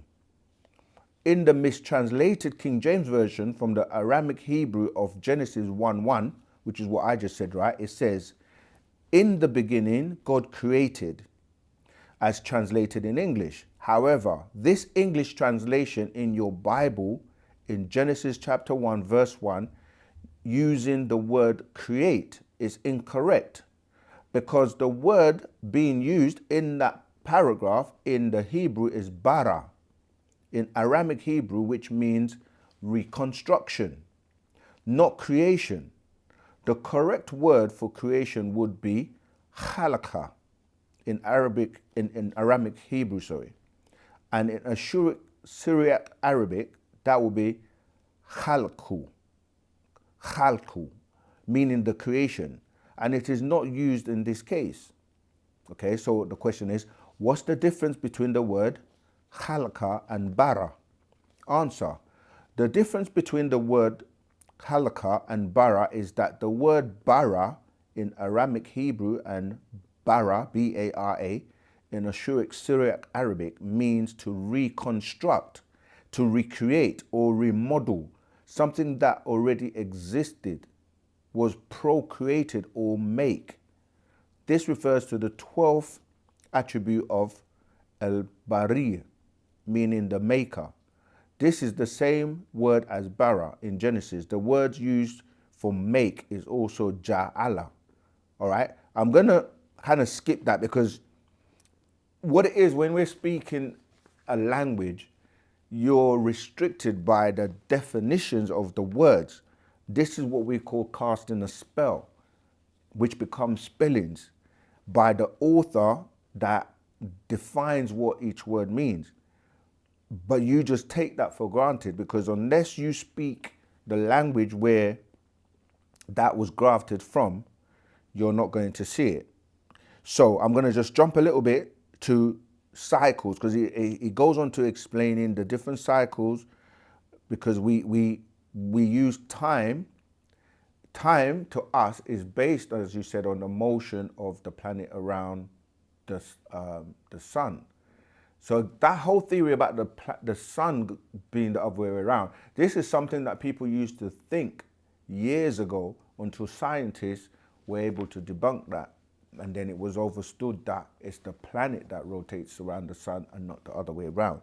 So there's something that are things that, like even the flat earth theory, this was something that was originally thought of. People used to think that you will fall off the planet when you're sailing. Say you're sailing in a ship and you're gonna fall off at the end of the planet, until somebody actually got on a ship and sailed in one direction until they came back to the other direction, to the same place where they actually started from.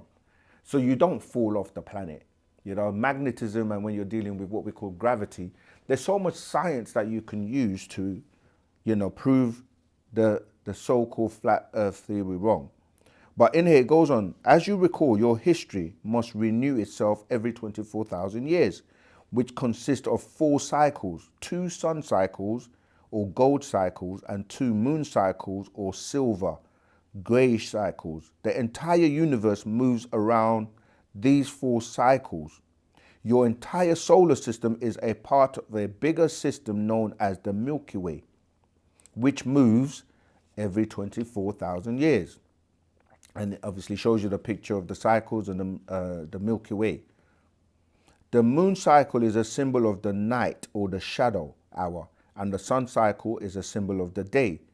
We're moving into the sun cycle because as a galaxy makes a complete wobbly circle around its sun, called an equinox, and the planet Earth gets closer and farther away from the sun at different times in its motion due to its elliptical orbit. This is why when I said that the planet is 91 or 93 million miles away from the sun, it's because the rotation is elliptical. So in relation to the sun. So when elliptical means like that, it's kind of like an egg shape. So when it's at the 2 points on that side, the planet is further away from the sun. And when it's at these 2 points, it's closest. It fluctuates between 91 million miles and 93 million miles. So that's what he's explaining here, that, but you also have what we call the galaxy, right? Which itself, it makes a complete wobble circle around its sun called an equinox. That's why 24,000 years is known as an equinox. Another 24,000 years is rounded up, even though it's 48,000, is really 48,896, which then gets rounded up to 50,000, and that's referred to as an epoch. Because it's important that when you're saying time, how is time being worked out if you're saying, you know, the sun is going around the planet? Like how do you equate time? Time is equated by this 24 because this planet was a project that was done and set to grow 24 points and to be put in a particular orbit, which then has a circumference of 24,000 miles, and it takes 24,000 cycles to rotate around. I mean, it really goes into the point. All right, I'm gonna just do this little part and then I'm gonna skip, but you have to read it. So I'm skipping a lot, so you definitely do want to read it. So things like Genesis, which people believe is the beginning, or it's not, it's actually the reconstruction. In order to create, in the beginning, right? In order to create something, this is when he was teaching about how a state of nothingness was created to place the 99 elements that we have in the periodic table into. And at that time, people didn't know about what we're calling the etheric world, going into the subdivisions of the atom, going into the, you know, the other side, the elemental side of ether 1, ether 2, and so on. But yeah, can't spend too much time on the flat earth theory. We know there's too much evidence that refutes that. But we'll keep going on. Right, you got another caller? Go ahead. Wu-Sabat, my name's Shadell, and I'm from Nottingham. And my question is about the Akashic records. Can you talk more about the Akashic records and what the process is for accessing it? And also how much of what's seen or received there can be consciously remembered once we return back to our physical bodies? Thank you. Tua, Chanel Rahubat. Yeah, you know, pretty much every question that is asked, there is a book that goes into great detail about it. So that question is referring to the Akashic records or the Akashic records. Again, people that go into the esoteric teachings or they're reading, you know, the Bible and they go into what they call the Sufi order, they start to learn about these things and it's mentioned. And again, as I mentioned, you will learn that through when you go into the Eastern religions and deal with like Hinduism and so forth, and they will explain it in their way. But as nine ether beings, as the original beings and the original people with the information that is now being released into the world, of course, the master teacher is going to address it. And some explain it like, oh, this is an unknown place. It's not a real place or it's not a real thing. It's symbolic and so forth. But the Akasha records, right, as you can see from this actual fact series number 72, it's talking about in Arabic they talk about it being in a place, and the word Ilion is mentioned, and they say, you know, Sijin, it's in the place where you know, people don't know or can't get to, so it becomes all mystical.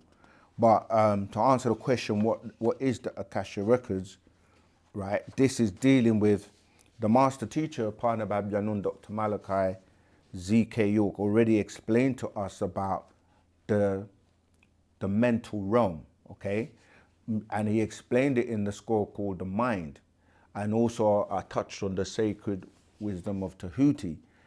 And he explained that although people say things like my mind, the mind is not in your head, right? It's a repository or an etheric repository of what we call information.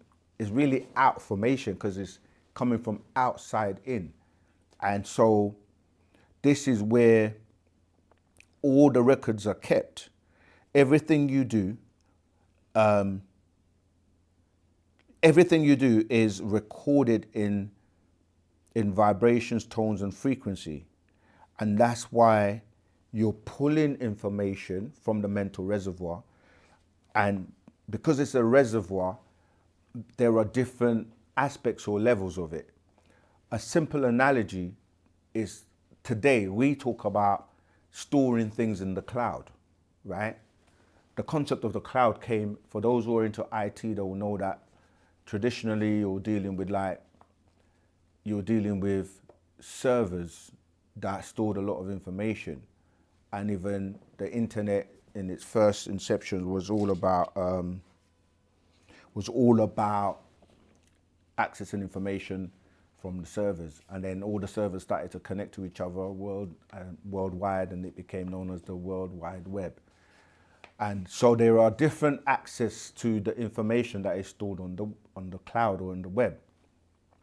So depending on your vibration in terms of your mental ability or intellect, you can access more of the mental reservoir. And if you look at everything you see around you, this has come by somebody's manifestation of an idea.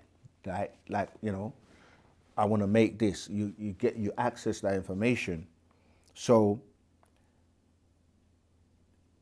you know, there are no new things under the sun if you can access this so people say they are inventing or coming up with things. It's a matter of tapping into the right vibration and frequency and pulling this information down. So, wow, is that the time already? No way. Is it nearly 9 o'clock? Okay, let me hurry up.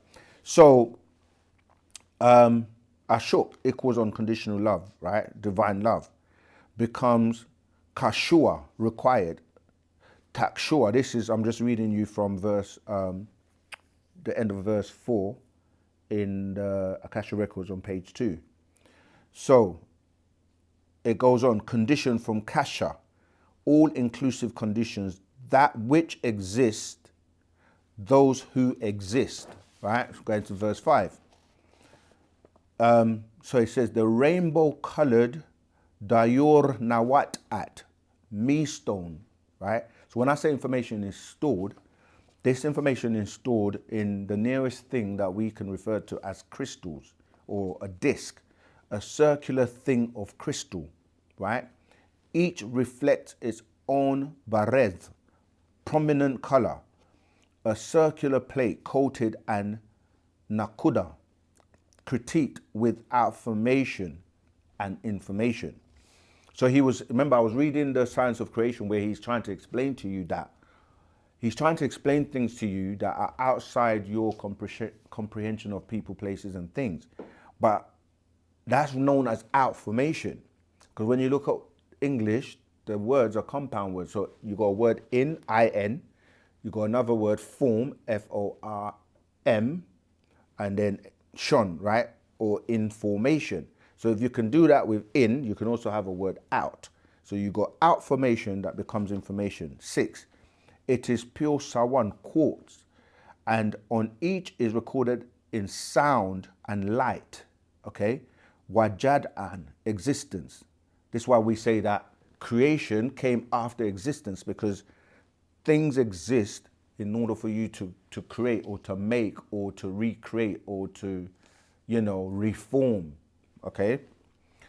So it goes, existence and tamulat, actions. 7, such as the red dayor, me disc, or dayor nawat, a me disc, stone, is all about, so when we're saying like tablets today, like you have these types of tablets, and the tablets like, the Apple makes, this is kind of ancient technology that's being revised.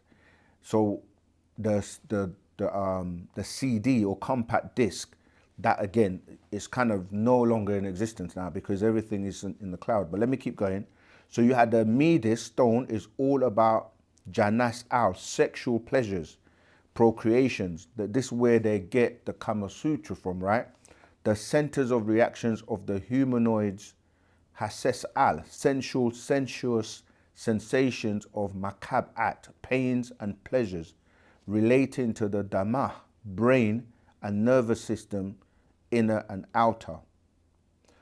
8, as recorded, transcribed and translated from this disc to become the tantric arts of loving and lovemaking, also to become the Hindu Kama Sutra, which was what was shown and taught to Titi, Hawa, Eve in the garden or Gan Eden, enclosure of pleasures and delights called the Garden of Eden, which was in Arabia's holy and pure city, Becca, which became Mecca, right? So a lot of people talk about going to do Hajj in Mecca, and that's in Quran 396.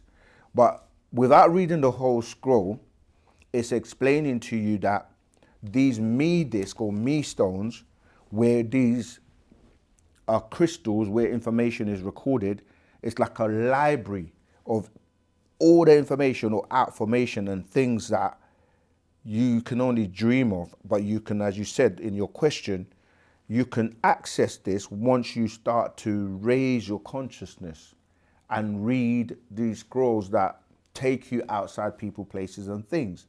Because when you're saying 1, 2, 3, A, B, C, everything is based on that three-dimensional world. 3 in itself has a counterpart, like everything else has a counterpart in the unseen world. That's why we say 3 times 3 gives you 9, right? That's the quickest way you're going to get to the highest number.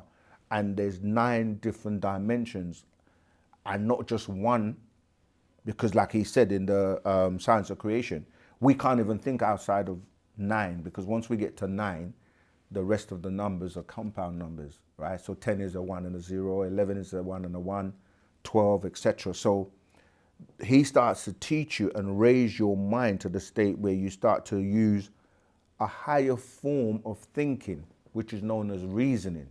Okay, so that's why we say right knowledge, because there's wrong knowledge too. A lot of people are getting caught up on the wrong knowledge. You have right knowledge, right wisdom, and the right understanding, which are steps of how you get to use your mental capacity at a higher level, to the point where you get to what we call reasoning, okay, which is a higher form of thinking. Because some people have information, but they can't reason and put it together and break it down and make it make sense. So yeah, to answer your question, I can't go into the whole scroll, but the Akashic Records is like a library of light information that is stored on crystals about everything you would like to know, but you have to know how to tap into it. And there are various methods that we're taught how to use our mental, which happens to be the 4th level.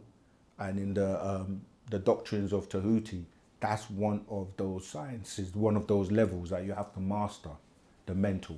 All right. Next question. Hi, my name's Elaine and I'm from England, and my question to you is about the 6 ether being and the 9 ether being. I myself am somebody who is mixed race, and my mother is fully English, born in England, and my father is fully Jamaican, born in Jamaica. As I'm a mixture of a 6 ether being and a 9 ether being, my question is about whether or not my soul would be able to ascend to the 9th ether or the 9th realm. I don't know like the exact wording of it, because I've been kind of confused about this for a while now. Like, I don't know if my race, like the fact that I'm a mixture of both races, will cause some type of like hindrance on how far my soul can ascend. And I've been on a spiritual journey now for about 6 years, and it's just like a question that always pops up in my mind, and I've never found a spiritual teacher that like directly addresses these type of questions. I don't know if they're like questions that come up, but as a mixed race person who's like on a spiritual journey, and I feel I've always like labelled myself as a spiritualist but never like religious, it's just a question I have in my mind, if you know, like if my spiritual journey can go as far as other people's. Absolutely. The thing is, once you have the 9 ether, then yes, because it's always the dominant that's going to be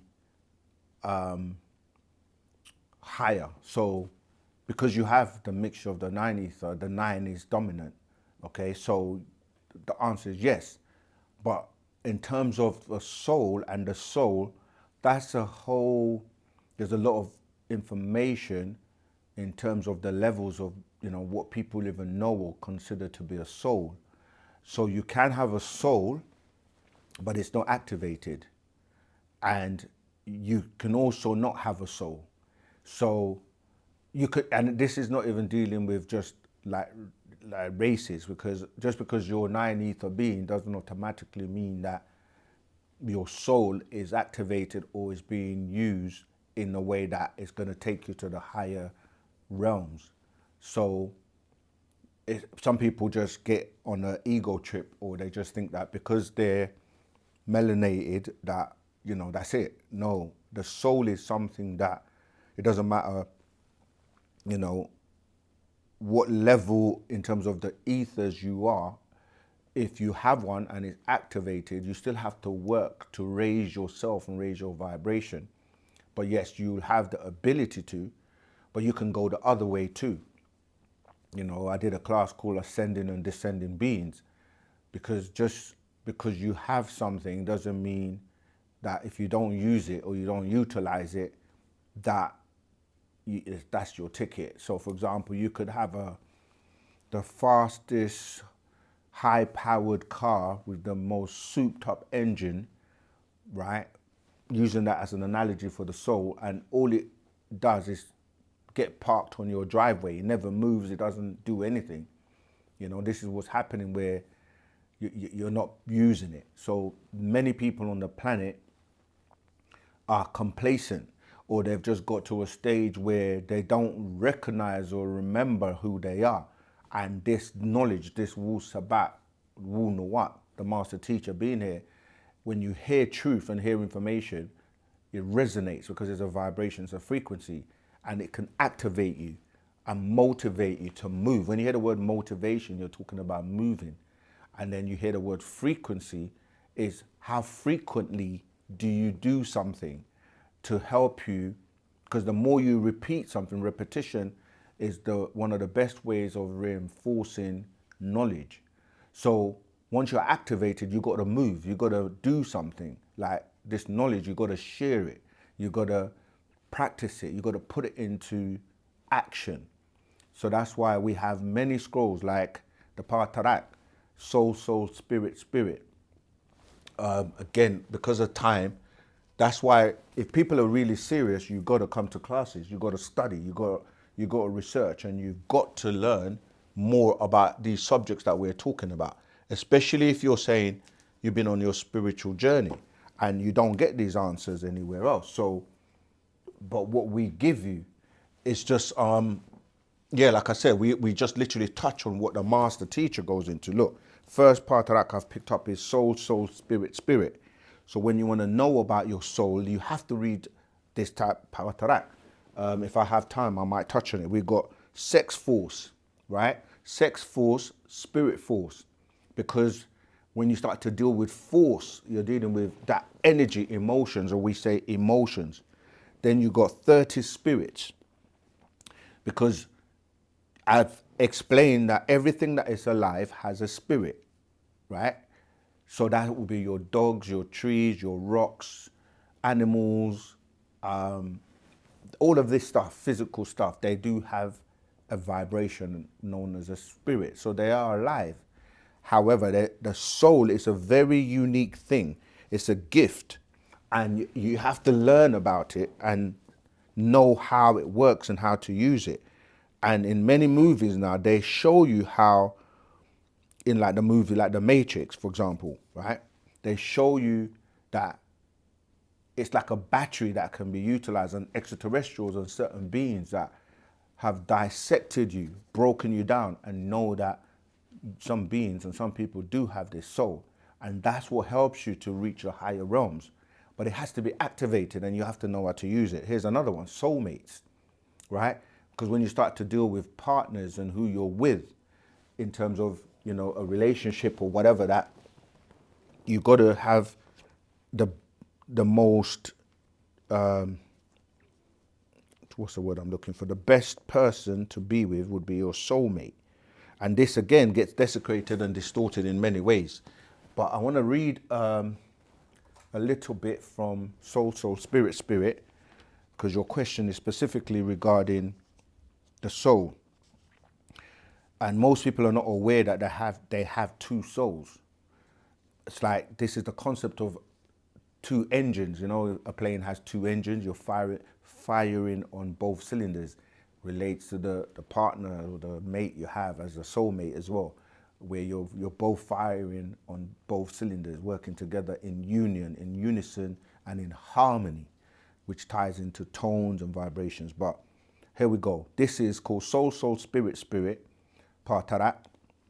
Likum, my beloved Nuwapu, Karadu, Nuwapian children who ask about the soul and the spirit.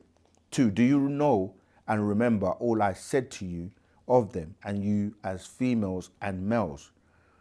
3, Nuwapians, I told you of Ba'a, soul, and Rawa, soul. So those are the two types of souls that you have. 4, and I spoke to you about the Ka'a, the spirit, and the Nafas, also another spirit, 2 spirits. And about the Akh, the etheric being, and the Hu, the oversoul. 6, and you ask again about these parts of your existence. 1, Pa-Hu, the over being. 2, Pa-Akh, the etheric being. 3, the Pa-Ba'a, the creative expressional being. 4, the Pa-Rawa, the breath of the living being. 5, Pa-Ka'a, the exoplasmic being. 6, Pa-Nafas, the living being. 7, Pa-Khatat, the physical being. 8, Pa-Khabatu, demigods that are children of Pa-Natharu, called angelic beings, both agreeable and disagreeable. 7, some were cast out from above and became known as Nephilim, fallen ones. They call them Elohim in the Bible and Alihat in the Quran. 8, the agreeable ones are called Malachim, and the disagreeable one called Molech. 9, they come in 3 groups. 1, Milcon. 2, Moloch. 3, Melech. The 2 most known are the disagreeable ones called cherubim and the agreeable ones called the seraphim. Right? This is where the whole angel, the concept of good angels, bad angels comes from, right? 10, the Sumerians called them Anunnaki. The Chaldeans called them Anakim and Raphaim. 11, they are tribes also. The Islamic faith of the Quran calls them jinn, right? When you hear the jinn, who can be in human form, both as males and females. 12, some came down to Pataha, the planet Earth, called sons of God, and had sex with human women. 13, the results were wicked offspring or demigods, being a half divine and half human. Most turn out to be demon persons of greed, lust, and preternatural cruelty. 14, these are born by mixing genetics of deities with genetics of humans, right? So this score, I'm not going to, because of time, I'm not going to go into it, but it goes on and on into explaining exactly what a soul is, the different parts of you that actually, make you up. Let me read a little bit more about the soul on page 5 of this same part of that. It explains, it says, and then we look at Pa-Ba'a, called the soul, creative expression of emotional being. And there is a counter soul called in our language Pa-Rawa, called also the soul. Yet it is breath or wind and affects the body actions, right? Because remember, the whole point of you being alive is because you're breathing, right? This is why these words like amen nafas becomes nafish in the Bible and the Quran, right? So the breath or wind and affects the body actions. It ignites with the first human breath of air. So when you're born as a child, when the first breath you take of the gases, that's the ether that I was speaking about, that surrounds everything and holds everything together. So the mixture of the gases, ether, one breathes the atmosphere of breath. Okay, then we go on and we look at Pa-Ka'a, called the spirit. I can see that I haven't really answered many questions from the chat, and there's so much to deal with in terms of the soul. And if you really do want to know, come to the class we're going to have on the 14th of February, which goes into a lot more detail in terms of what we're going to be able to answer for you. Okay, we're going to take another call. Okay, I had a question. So I was out around 2 to 4 a.m. one night. I did have somebody come outside, and basically what happened, I was talking to her, and I'm looking past her shoulder, and I see this figure literally like pop behind from where she was staying at. And it was like, it first popped its head out, and then it walked all the way out. And it's like we was locking eyes the whole time. And then it just walked straight. It was like a shadowy stick figure like person type of being. I'm looking like, it's crazy. And it ended up just walking to the tree. My question is, what exactly is that? Is that like seeing certain through certain dimensions or something like that? Like I'm trying to figure that out. And then I do have another question. My Yeah. second question is, Okay. I, Yeah, let me just answer that one quick. Yes, this is what we're explaining, that when people are starting to develop spiritually and their eyes open, what people call the third eye, we say the first eye or the pineal gland, tying into you starting to use your higher powers, okay, or senses, intuition, clairvoyance. This is what you're using. Clairvoyance means clear vision, where you're now able to see interdimensionally and you're able to tune yourself in. Because, like I said, you have many beings that exist around us and they're just in a different vibration or a different frequency, and therefore they've been hidden from the naked eye. But when you start to develop yourself spiritually and your eyes are open, you're going to start to see more things interdimensionally. You're going to be able to see auras. You're going to be able to see things that others may not be able to see.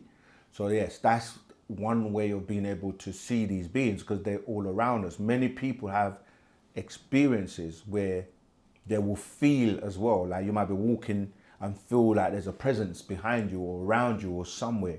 Some people have even had interactions with these beings they don't have a flesh, right? So when you're talking about some of these beings that were cast down, some of them didn't inherit a physical form.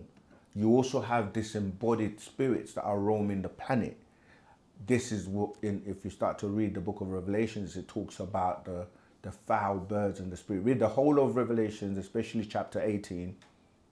And then when you go all the way to 21, it starts to talk about, the beings are going to come, because this planet, which relates to your question, right? This is the devil's playground, right? This is why everyone and most people on the planet have already been subjected to giving allegiance or relying on the jinns, which we call the religions or the legions, right? Because that's one of the names of these beings. It says, I am legion, right? Just Google it. Because these days you've got technology. You can use online Bibles, Google legion, and it tells you how they multiply and how they have children. Then you have disembodied souls that are not able to transcend and go to the higher levels. And the confession is that when people go to the graveyard, to the tombstone, to go and visit their relatives and talk to them, and that's a subtle way of telling you that they're trapped here. Because in the religion they tell you that you're either going to go to heaven or you're going to go to hell. So if your past or loved ones have gone to either of those places, which are subject to be proven, but that's a whole different story, then why are you going to the tombstone, to the graveyard, to talk to them and look for them? They're not there if you follow that line of thinking. So, and there are beings, right, called succubus, incubus and succubus. These beings, some of them, you hear women and people talking. They show you videos as well, footage of CCTV cameras that catch beings coming into a room that are not seen, pulling the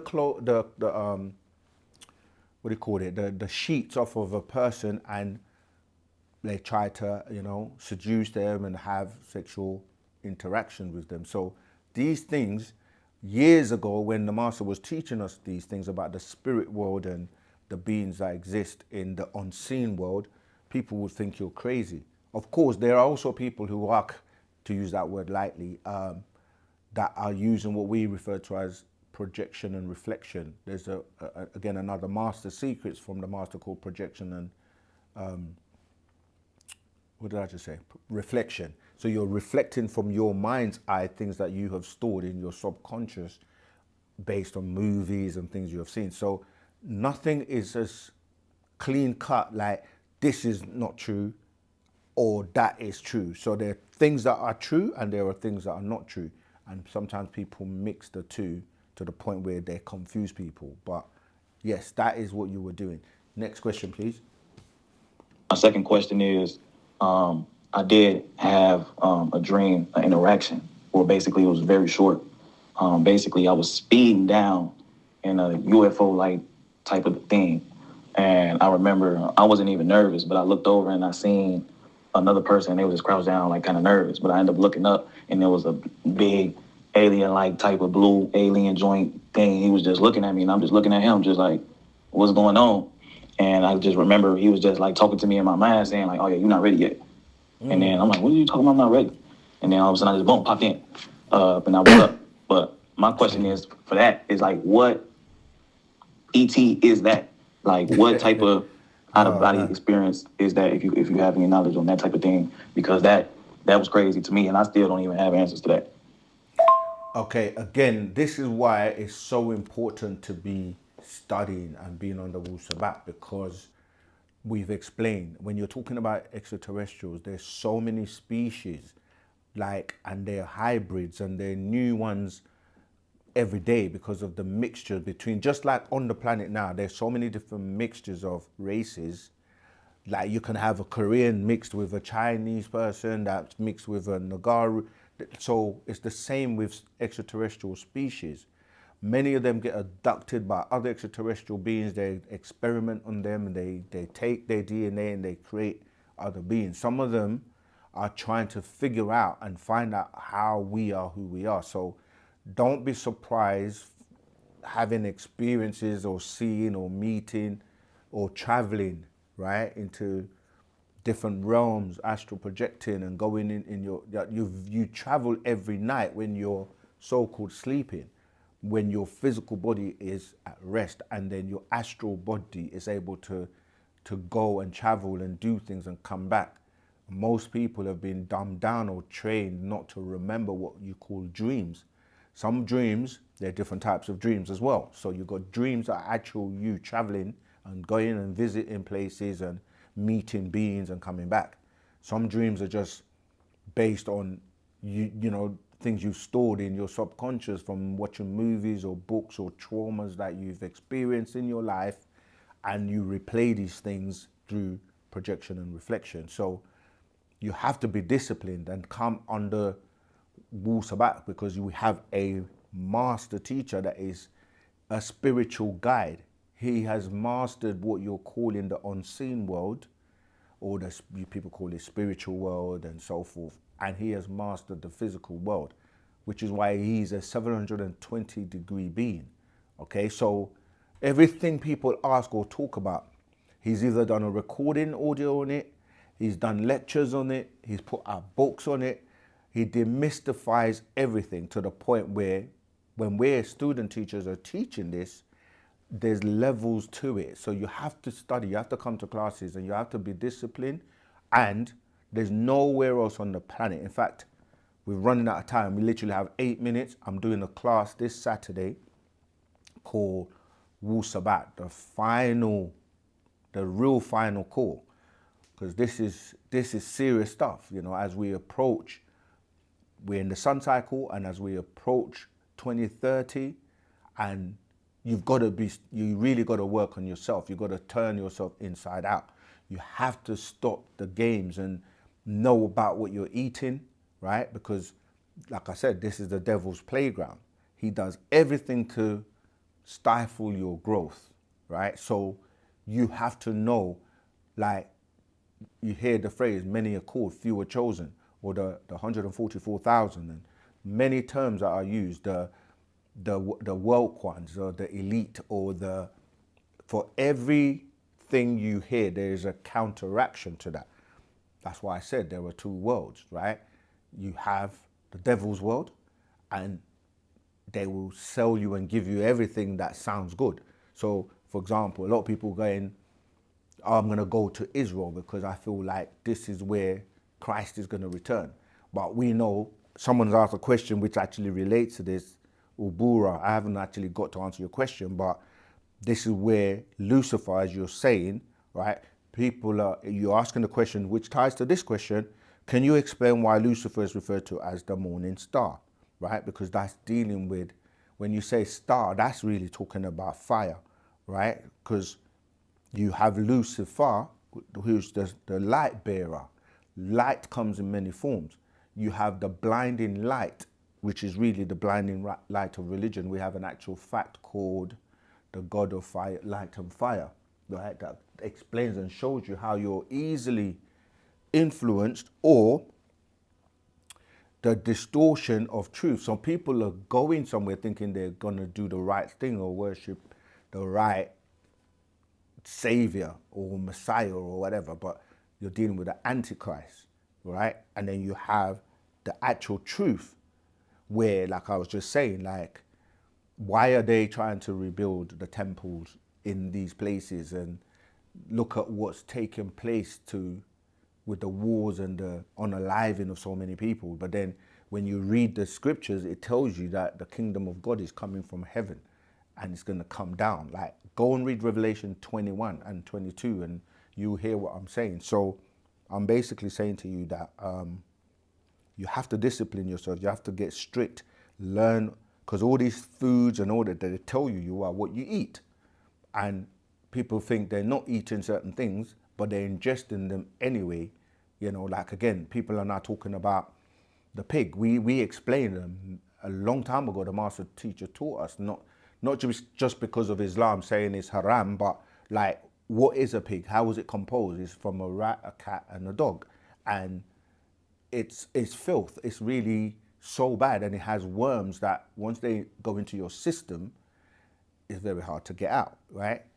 They use every part of it. So when you're brushing your teeth or using mascara or using certain products that you're not eating, but it's going on your face and your porous, it's going to go into your pores, go inside of you. So I'm just saying that to say that Lucifer, he basically is all about the worship. And remember, Lucifer has a father and he has many names or attributes. So when we're saying, you know, we give you the actual name, his name's Shakar, and his son, or the person that people are calling the devil, it's Nana. And then you have people on the planet that are working for him and they are his minions or representatives.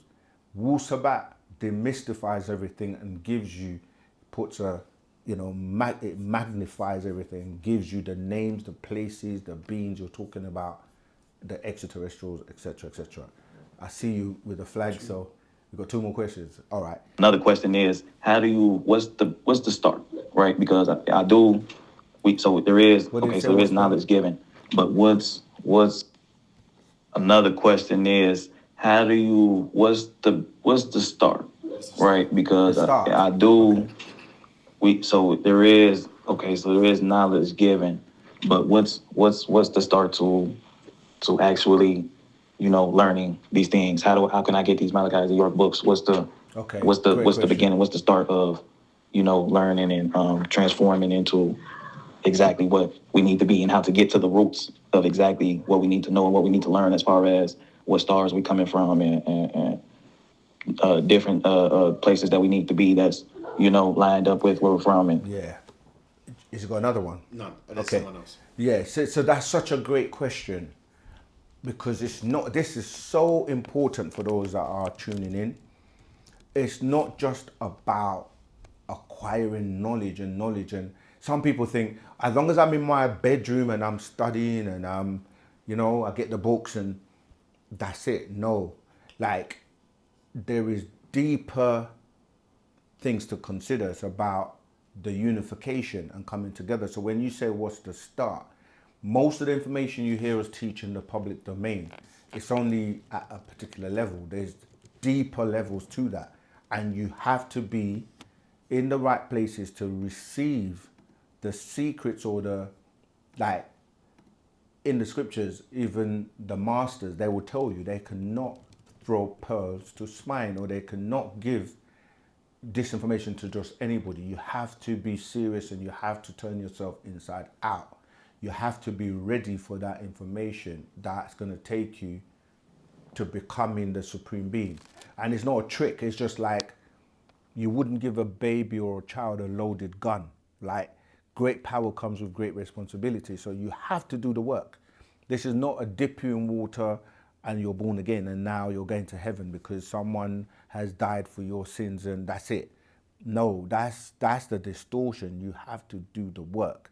So the work is to, first of all, I don't know where the brother is calling from, but you have to go to your local bookstore, local community, and start to put it into action by doing the things that we're asked of to do. Because a lot of people think, I know I've met and spoken to thousands, if not, thousands and thousands of people. People come and go. Some it's just about just talking. They talk, but they don't put it into action. They don't actually do the work. And one of the things we get asked all the time is, where do I start?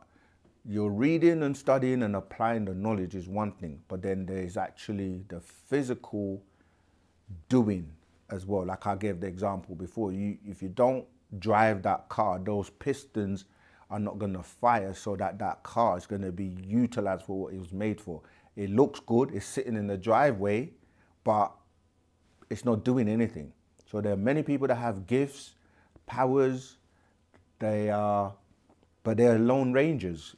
It doesn't work like that, because the communities, first of all, you have to gather with like-minded people and start to work together, because there's power in numbers, everyone said that, but that's just to prepare you for all those communities coming together in one place, because the person that's going to guide you and tell you where to go and when to do things and when not to do things is the master teacher. And without him out, we are doing our best, but we have to bring him home. And then, without going into too much details, like there's a movie called The Stand, okay, that the master told us to watch many, many years ago. I think Whoopi Goldberg is in that movie. Go and watch it, because the science is like certain people are going to develop to a certain level. Certain people are already chosen and have gifts, like they will hear sounds or they will be contacted by extraterrestrial supreme beings, our elders, and they will know what time it is and where to go. This could be communicated through your dreams, through your experiences, and so forth and so forth. So this is a very real thing, and you need to, you have to put it into action. Don't just look at it. I mean, some people can just read it. It will still have an impact, and it will be a good thing for your life, because you're going to learn things about yourself, like how to breathe, how to walk, how to eat, how to sleep. These are just basic things. Many people don't know how to sleep. They don't know where you should sleep on your side, on your right hand side. Do you know what I mean? Because your organs are gonna. I can't go into all of that, but I'm just saying, even the shoes, the clothes you wear, the frequencies and the things you're exposed to, the foods you eat, your mindset. There's so much that you have to learn, and you're not gonna get all that by just being a lone ranger. All right. So the first step: go to your local bookstore community and kind of lock in. That was then the questions, right? And then one more question. Okay, we've gone over time already. Rahubat, I'm in your live. I just have a brief question, if that's okay. Rahubat. For the entities who are considered the fallen, would those be under like the Draco Empire and the other entities who are, let's just say, disagreeable or not too nice? Are they a part of the fallen? Or I'm aware of other beings, like you have Lucifer, you have Yakub, and people like them. Are they also part of the fallen? Or yeah. Tua, yes. So this is when we say fallen, right? Yes, we're talking, when you think about falling, you think about coming from high down. So like if you're falling down, you're falling, right? But the falling is not just necessarily in that sense. So there's the sense of beings that came from different planets, from above.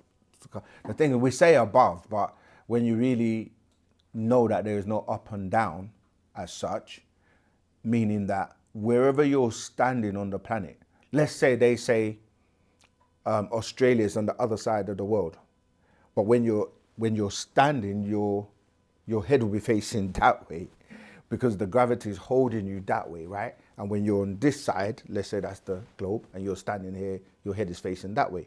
But if you're on this side, it's the same. So there's no really up or down like the way you might look at it, because what we do is think about falling as coming from down up, but we're talking about beings that exist in what we call time, matter, and space, right? These are a union, they work together. So you can fall in terms of vibration and frequency, and you can raise in terms of vibration and frequency, as well as the hierarchy. So if you have a devil, right, as is put in the book of Revelations, read chapter 12, and it goes all the way to 12:7 and 12:9. It talks about the fallen ones, right? So you have Michael and his angels that were fighting these beings that were disagreeable, and they call them or refer to them as, or the head one as the dragon. And it tells you that a third of them fell down, hence why the number 33. And when you start to look at, like, remember, there's always the two sides. So that's why you get the duality, and then you got the balance in the middle, where you'll have Lucifer on one side, or the devil, or the disagreeables, but then the cherubim, seraphim, Yahweh, and on the other side, you're gonna have, like we say, like you will have the malevolent being the disagreeable, and then you have the benevolent being all good and bad, positive, negative. No matter how you look at it, you have to choose which side you lean towards predominantly. So yes, those Draco or draconian beings from that constellation, that's where you're hearing dragon or dragonian, dragon. Yeah, it ties into those beings, yes. And they have offspring on the planet. They influence beings on the planet for you to decide or choose sides. And then you have Wu-Sabat, the master teacher, teaching you the truth, so that you know the difference from, as it says in when the Adam and Eve story, that they ate the fruit. The fruit's knowledge, right? Because the tree was symbolic of knowledge. To know, it says, not to believe, but to know good from evil. Many people don't know the difference. They don't know good from evil anymore. But we're waking back up, and we're developing on a conscious level. So when you are like that, and you're now about your spiritual journey, then you have to go to where you can get all your answers, be it physical or spiritual or unseen and seen. Gives you the circumference or the 360 degrees, because you're actually 180 degrees agreeable and 180 degrees disagreeable. And what each side is doing is trying to influence you to kind of be on one side or the other, okay? And once one side conquers the other, then you become fully that side. So if you are agreeable and you allow disagreeable to conquer you, you become 360 disagreeable.